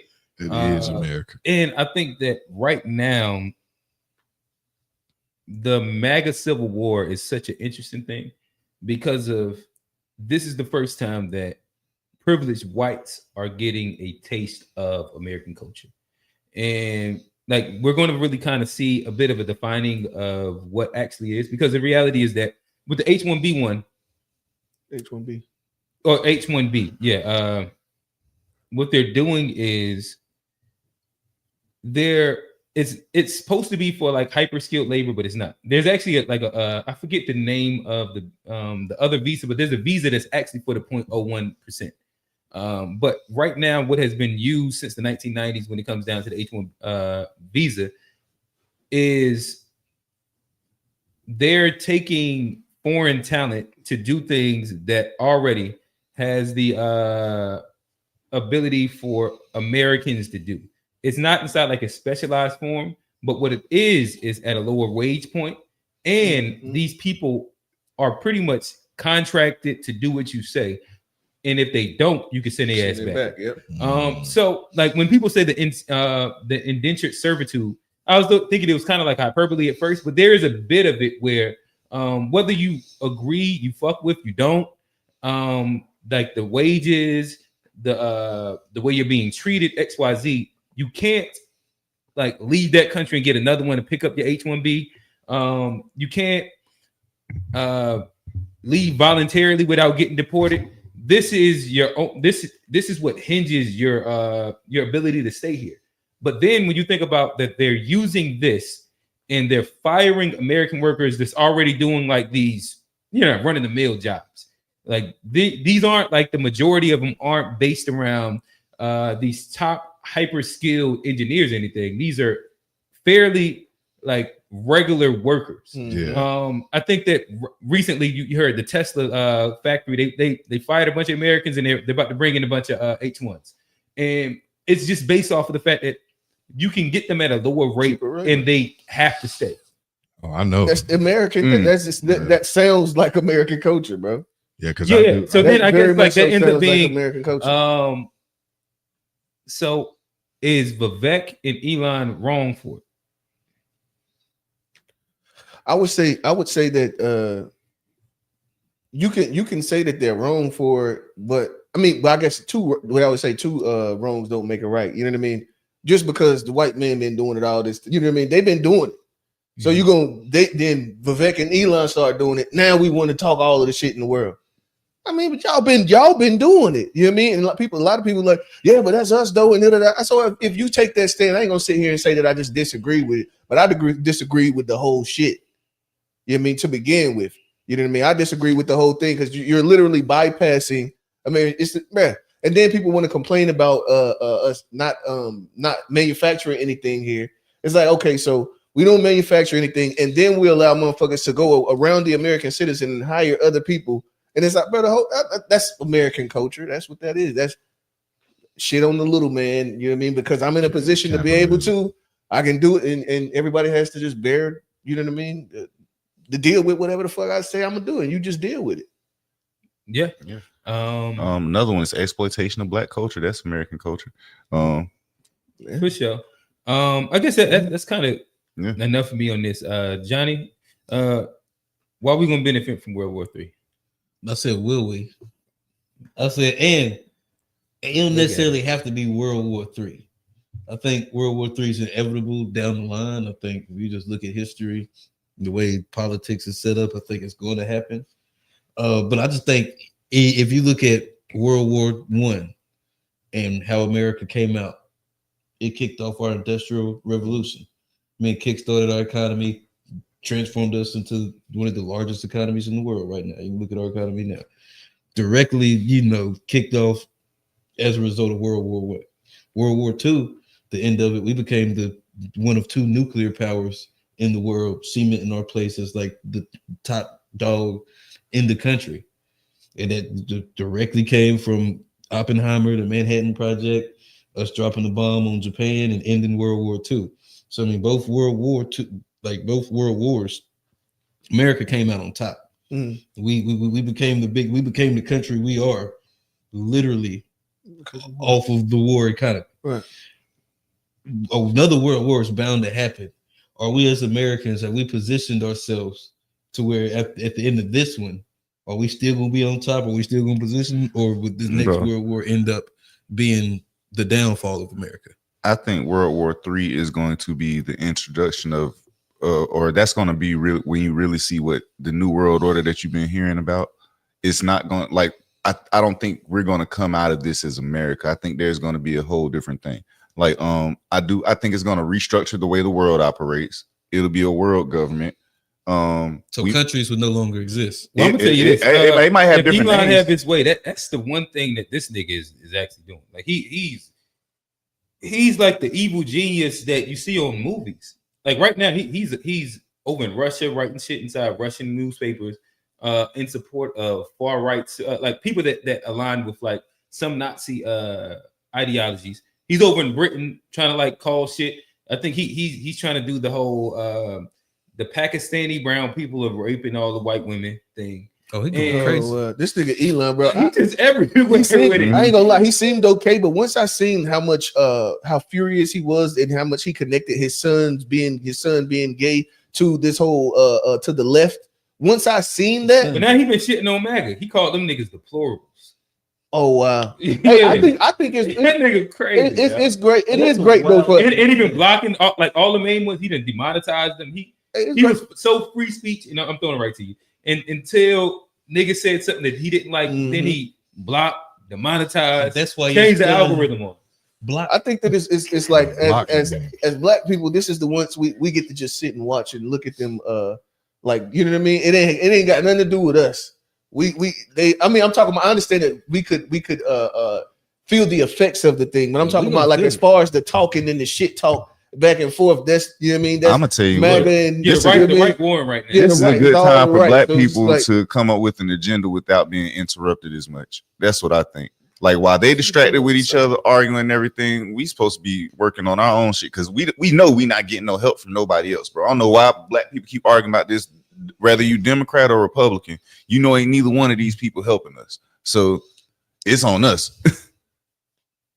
It's a good time to plan. I don't disagree with your point. I think that ends up going into another can of worms that I'm gonna just leave it. Hey, but I completely agree Ain't with you. nobody finna save you. But we get lost. Never mind. We just go. Like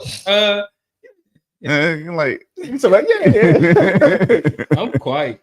No, you talking about we was talking about some weeks ago. Yeah.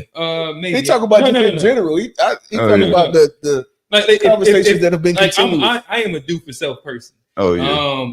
And so I ain't looking for none of these folks. I don't think that they're gonna be the savior for black folks. Yeah, it's gonna be black people in itself. I'll just leave my POV. I'm like, I don't know, no movement where like the subservient people ever got free by the hand. Please free us. We need you to help us. Hey, why you got to do the voice for it? Because that's what we be sounding like, bro. Like I ain't mad at Tone right now. Hey, Turn up, Tone. See, Tone, they trying to listen. I ain't say it. Hey, if you don't directly understand what he's doing right now, no, I know what he's doing. He's not doing it. I'm doing it. Like, okay, I just want to make sure you are. Oh no, I'm doing it. Like, listen, okay. Listen. If I say the chat gonna turn up, so I'm just chilling right now. I'm just chilling. I agree with what Tone's saying. Please, Mr. White Man, free me. I need some help. They can hear you, bro. That. Fuck that. Tone, they can hear you. Bro, I know they can hear me. What I'm supposed to be scared of what I'm saying? You gotta be scared of shit, bro. I'm like, bro. Like we don't sit there and act like that don't be the case some of the time, bro. I'm not gonna sit there and I'm not sugarcoating shit, bro. We got work to do. Straight up. Talk to him, Tone. I fuck with it. Oh yeah, we got Unk in the chat. We still doing questions, or we going to the have we finished? We got about 19 minutes left. Is that what it say? 2:40? Yeah, about 19 minutes. Yeah, I'm done. I tapped out, yo. Before we start bringing in call-ins, hey fellas, call-in chat is there. Make sure that y'all hit it. We're gonna have a conversation. But did anybody have a take on? We kind of threw it around the world a little bit there about World War III and if that'd be beneficial for America. What they fighting for? I don't think it will be this time. I don't think so either. When you look at like, I think we'd have hit the wall as far as like the way it's set up. We've caused too many enemies out there, and there's too many people that like want our downfall to where it's prayed on my downfall. Man, Steve made a good point too. America came out on top because no ground battles happened on our continent. Europe was destroyed, that's true. That's something gonna happen this time. I was hearing something about during Obama's presidency is when it became like I don't know. They were saying I don't know. This is complete hearsay, but they would say that something that he signed made it so that it was before it was almost like against the fucking. I ain't done enough. I ain't done enough research against what for them to attack us here, right? For us to have war on our soil. But don't worry about that because this don't make no sense. I mean, I ain't done but no America, research. it still it was be just damn fucking near impossible to have a war in America. Swiping shit, some shit that just came up. It'd be impossible to have a war in America. Like, cause they talking about like China, the trouble China's gonna have taken over Taiwan, which is like 90 kilometers off my house. Some country gonna like swim thousands of miles or like bring their navy thousands of miles to. They might already be over here for all we know, bro. But that's we got 1.6 million what people. You thought those drones was? That drone ain't beating our army. Like, it ain't beating our army. I thought you thought that those were like no, like I ain't. I didn't think it was aliens. I ain't think that. You thought it could have been from China or Japan? Yeah, but like surveillance and all out war are two different things. Like, yeah, they might have the technology to surveil on us, but like to have a war and have an effective battle plan that has anything to do. You just with don't America, think that they can come over here and wage war over here. Well, I mean, if you looked at any maritime like land invasion, they're like next to impossible. We barely could go from England to Germany and take over on D-Day, Normandy. Arrogance, American culture. How many years ago was that's like we talking about like Normandy? 60, 80, Nah. goddamn 80, yeah. Yeah. 80. Okay. But hey, they talking about the niggas put niggas on the like hypothetically on the moon. that's since the then. conspiracy. No, we ain't going in that one either. No, I'm just saying like, damn, you talking about like a time before? Oh boy, okay. Niggas had like About to real get off them planes. X-Files They shit. say Niggas went to the moon hypothetically. Okay. In In 2025, they done brought the internet. They said China can't Niggas take in over space timing now. the same You talking about rules. Normandy? The same rules. 1940. The same rules apply. That's Man. why China ain't took over Taiwan yet. How come Taiwan's still sitting there and it ain't all Chinese? Well, it's because they can't take it all over. right, hold on, wait. It's impossible. Isn't the fact that they haven't did it just based off of like American and European intervention and what that would mean if they did it because of the treaties and shit? It's not because they just can't do it. This nigga John, that didn't even make sense. He knew that didn't make sense when he was saying it. If you watch, I'm telling you, I'm the same bullshit. We ain't never gonna get to the bottom of none of this. This ain't bullshit. We ain't gonna get to the bottom of none of This this. ain't bullshit. They're saying because of the beaches and everything. Now they might be able to fly and bomb Taiwan, but Bro, to if they the wanted Navy, it, if they just afraid of like what it could mean, the consequences. Yeah, like when it comes down to like the world, and also they can't blow it up because they want the land, like to take the land over and not destroy the country because but they could put people on ground and take over. No, they can't, bro. People destroy land and take it over like plenty of times in history, bro.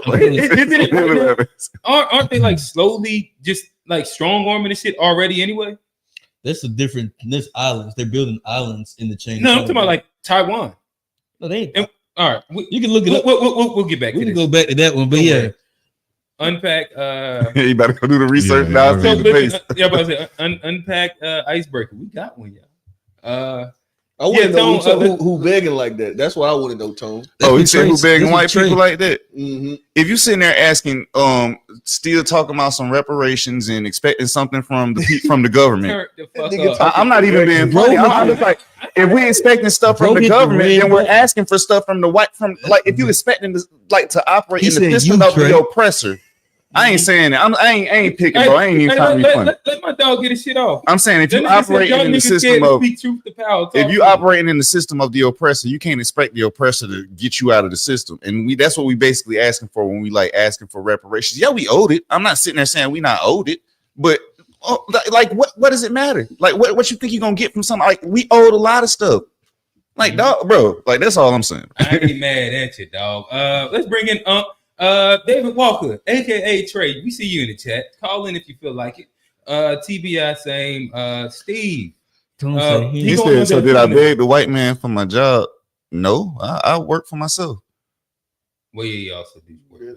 But bring it up. Let's hear. And fellas, call in. We got about 13 minutes left on it. Oh yeah, we got Unc on the stage right here. Unc, talk to what us. Up, you got a clean 2 minutes. Let us know what we had right, what we had wrong. Talk to us. Yo, I was just. Did any of y'all see what Donald Trump was saying last week about? Yeah. Oh, he yeah. crazy.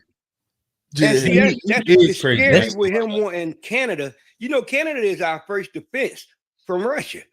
If they say they gonna let them fly over as long as they don't touch them and get here, they could get here. Mm-hmm. So you know what I'm saying? There's a lot But that's of things what that he was saying. He wanted it, right? Yeah, he was saying he wants to make that and He want to make Canada part of the United States. He said he kind of strong armed them. Mm-hmm. And then he got some agendas that I don't know. You know what I'm saying? I don't believe him being the greatest racist person like this, but some of his agendas are crazy and it's dangerous. If you really look at the things he's saying, it's very dangerous. And he's going against a lot of our allies. We're not going to have them because of the things that he's saying in the future. You know what I'm saying? And if y'all talking about World War III, if that was to happen, if Canada let Russia fly across there and get the United States, that's a straight shot. Mm-hmm. You understand what I'm saying? Mm-hmm. He kind of that's why last week was also just talks crazy. But you know, I ain't had much more. I was just wondering if y'all had heard about that. But y'all had a good show today. I did hear about that. He wants Greenland too, and he wants to take Greenland. He's trying to take the Panama Canal. And he also want the Panama Canal back. Yeah, but the reason he's doing that, especially Greenland and Canada, it is to protect from Russia, but with the global warming and the ice caps melting, like I think they said like 90% of Greenland's ice cap is melting. And so the Northern Passage is going to be another shipping lane where China, Russia, these cold area countries, they'll be able to use that to help ship way quicker than we can currently if we don't have control of that land. And so that's what they're trying to do and set up surveillance, military stuff so they can control that trade that's going to be going through the Northern Passage. Probably why he wants to take back the Panama Canal. It's all about trade. Yeah, and I'm about to I think a lot of times we confuse Trump's like his brashness for ignorance. And the thing is, like, usually what he's doing is intentional. It's just like, and there's which hand is he actually playing, and who is it benefiting? And that ends up being like the bigger thing. Like, he's usually not doing. Who do you want Canada for though? The Northern Passage, because like the Arctic Circle is melting, and in the next 10, 20 years, Russia is going to be able to send ships, and it'll cut off like a large percent of shipping time, and it'll be a very profitable shipping lane. And right now, United States has no like real estate in that area. Canada, Greenland, Russia, they all run that. So that's why we want to get in on that action. He's trying to get in early because it's going to be 10, 15 years for this happens. But global warming is not going nowhere. The ice is still melting, and eventually you'll be able to put ships through there year round. And that's where he's trying to get ahead of that. And you know something that I realized too, and after listening to Trump on the Joe Rogan podcast, and then listening to the way he speaks when he delivers his speeches, you can tell that he's intentionally making that shift. Yeah. So he's literally making the shift, and so that's the thing that I don't like, because you can tell who he's talking specifically to certain people. But he understands that they don't understand. You see what I'm saying? He's playing like the intellect over game. People's head. No, so he'll talk over on Joe Rogan because this is a space where he feels that these people have an intellectual capacity to understand. But even though I wouldn't say he talked over people's heads on Joe Rogan. It wasn't over, but he just was a little bit more like he had real regular conversations. Right, and he articulated. He'll talk like a hillbilly sometimes when he on. It depends on his own time. Yeah, when he on his own. He got that North Carolina rally. He gonna pull out the y'all. Yeah. It's just crazy to like code switching. Fair. Exactly what I'm saying. Yeah. But yeah. No, we ain't mad at it. Yeah, I don't know. I already got my top. We're gonna talk about this fucking R&B conversation. I've been put the R&B conversation Brett on the Fayez, Brett Fayez, Brett Fayez. We was just listening to that tattoo white boy that started. Brett Fayez ain't the R&B you talk about. I'm with you on that part. Oh, that white boy. Oh, Teddy. Yeah. Teddy Swims. Yeah, Teddy Swims. Teddy Swims. I ran across some of his records. I don't care about him either. Bro, he fired, bro. No, he is. I seen him. But y'all understand it ain't no more black R&B artists. No more. Like Giveon black as hell. Lucky Day is good too. Too. Lucky Day. It's they just not getting the no play. That's what I'm saying. They don't get radio play. Yeah, they're not getting They played. don't play. They only play white R&B artists now. They took that from. SZA black. That's sad. Chris Brown. How you gonna take R&B from black people? That's ridiculous. Well, who the white R&B artists right now? Chris Stapleton. I ain't never heard him on no. He ain't never cranked on 598. Yeah, go to the pop station, bro. They singing all the R&B songs. And doing that shit. Nah, but it's different now, bro. They be dressing that bitch up. Yeah, but you got to think about the fact that what is our content of R&B now, and then listen to their content. Yeah, they have the old content. They got the old content. Now we got some fucking that, like just some dumb, like to me it's crazy. Country music got 808s now, bro. We'll talk about it. They got 808s in country music. Have you noticed how often you remember back in the day? During the 90s and stuff, we used to hear a lot of the R&B songs with the rap collab. You ain't even got to do that shit no more because the damn R&B singers got the same content that the rappers got. It don't even make sense. You ain't even got to have no rapper on the joint because this nigga talking the same way. All the girls got OnlyFans now. Like all the girls don't got OnlyFans, Johnny. You just heard "Freak Me, Baby." Oh yeah. Yeah, the thing about it not being it was diverse. That's what I was about to say. It's a difference now because it's not a diverse thing. Like I don't want to rank. We was gonna go in that topic. I'm using this motherfucker. Tune in next week for that one. Yeah, that's my conversation for next week. Well, we started off the show with real hating on some music. That nigga made an album about fucking. Then he came back with the Chocolate Factory. They say chocolate again. He said the chocolate. Hell yeah. They say it like that. Boy, that's like the premium Willy Wonka. Yeah. The chocolate factory. Yeah. Willy Wonka in the chocolate factory. We ain't gonna have like chocolate factory where it hit though. That was he was having Fiestas round the block. Ignition was that nigga was yeah, that was Ignition. Fifth know your booty. Hey, booty around it. Listen, I thought that didn't they ban his music for a minute because I couldn't find him on title before. He on there now. I ain't been searching. I can't Hey, give you an answer. hey, look. Chocolate factories on my list. Hey, here's another thing. We separating the man from the music from now on because our presidents, our presidents are felon now. Like they gotta take that off the application. They gotta take that off the application. They cleared that man of charges, bro. They didn't clear him. It didn't punish him, but he is a convicted felon. Oh, okay. He is like the first convicted president. So they gotta take that. Criminal. Like they gotta take that off all federal applications. Yeah, we got criminals at every level now. You got to. Oh, bro, my uncle coming home next week. I'm pumped about that, bro. Free him. 20 years, bro. Your Uncle Thomas? Yeah, Uncle Thomas coming home next week. Word. Can't wait to see you. That's gonna be fire, man. Just don't abbreviate it. And don't say masculine. Hey. I have one more question. All right, talk to us. What I always hear it, but what is toxic masculinity? What is that? Yeah, that's What the is- whole. Oh no, let Tone. Nah, bro, I ain't with that. I ain't with that term. You explain to me what it is because I always hear people yelling it, but I never had an explanation of it. Q know. I know what it is. Toxic. I can attempt to like explain what I believe people mean when they say it. It's at its best good faith way as possible. I think they're talking about when men. What was the word the dude used? Performative. Yeah, when they perform masculinity to their detriment, to where maybe they're attempting to be stoic when they need to express a feeling and it doesn't lead to them self-deleting themselves. Maybe that's them. Like you can kind of go down a line of a bunch of different things, but I think easy enough.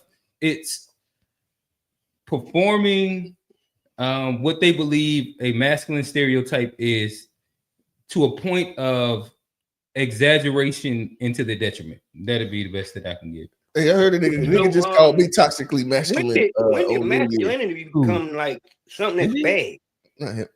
Yeah, that was definitely that was a whole. I don't think that masculinity in itself. That's why they added toxic. I'm not. Yeah, I'm about to say. I think that when you put the toxic word, it'd be no different than like toxic femininity or toxic. I don't know, like you just put like whatever the verb when you overdo the thing. Yeah, I guess it gets into the manipulation of it all, like Okay. Using masculinity. I think I appreciate that. I appreciate that. I was always wondering. I'll hear it, but I never kind of fully understood what they were saying about it. So they just put a title on being a bad person that's a man. And all of that is like toxic masculinity. They just wanted to make it like a fucking it's being a man that's a bad person. Yeah, they did just make masculine. They did just make masculine traits toxic, so called with that word. That's being a bad person that's a man. That's what toxic masculinity about. Like if you exaggerate those killing. It's like the same thing. Hey, just as a disclaimer, I want to put it out that we are a pro masculinity podcast. We not against masculinity in the least bit, but just don't toxify. For sure, no, we not. If we was against it, what we for? Just don't toxify our masculinity. Yeah, we very pro masculine. According to who? LB? I guess Urban Dictionary. Oh, where you get that? Oh yeah, It sounded to me like they want all the kids to be like that little boy that was saying he wanted to call LeBron, want to be his wife and. That was something else. You ain't got to repeat. That was something else. Where Riley Freeman at? I need him to say it. I need Riley to say it for me. That was something else. Man, that nigga. We should have that one loaded up. We should definitely have. Hey, bro, we need the board so we can have certain stuff because we got to do that. Yeah, we got to figure out how to do that. But shit, y'all boys, good, bro. Y'all good? Sure. Yeah, man, that's a good show. Appreciate Dave pulling up. Appreciate you. Appreciate Steve say, "Nah, y'all support the gynocracy according to Trey." There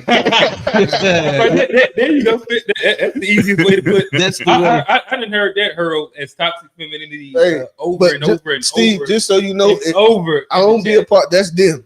And that's the Unpack crew. That's Q and Johnny over there. That doesn't include me and Tone and Dave over here. That's just them he talking to. Hey, I'm about what? Yeah, I ain't even going to defend.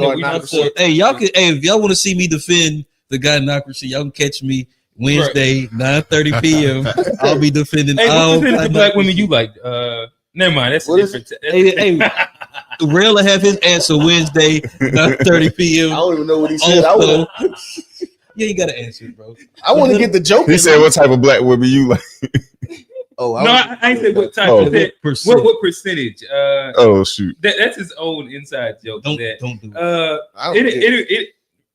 You worried about being triggered about something that's not even aimed at you. Don't worry about it. Oh no, I just want to know. I don't. If you're gonna say something to me, I want to know what the fuck you said, so I can know if I can. Yeah, this is just so I know. No, I said, what percentage of black women do you like? Oh, I don't know how to answer that question. I'd have to do some research on that. Check the stats.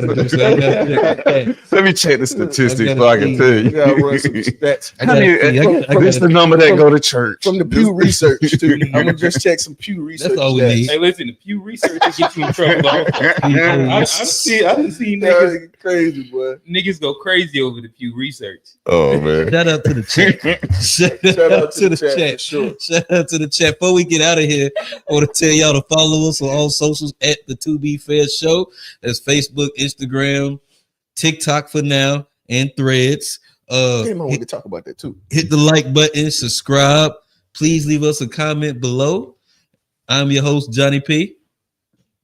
Oh, here, real. It's Q. And we out. And be masculine. Hey, so was we migrating the TikTok to Johnny's OnlyFans? Oh, hey, bro. Wow.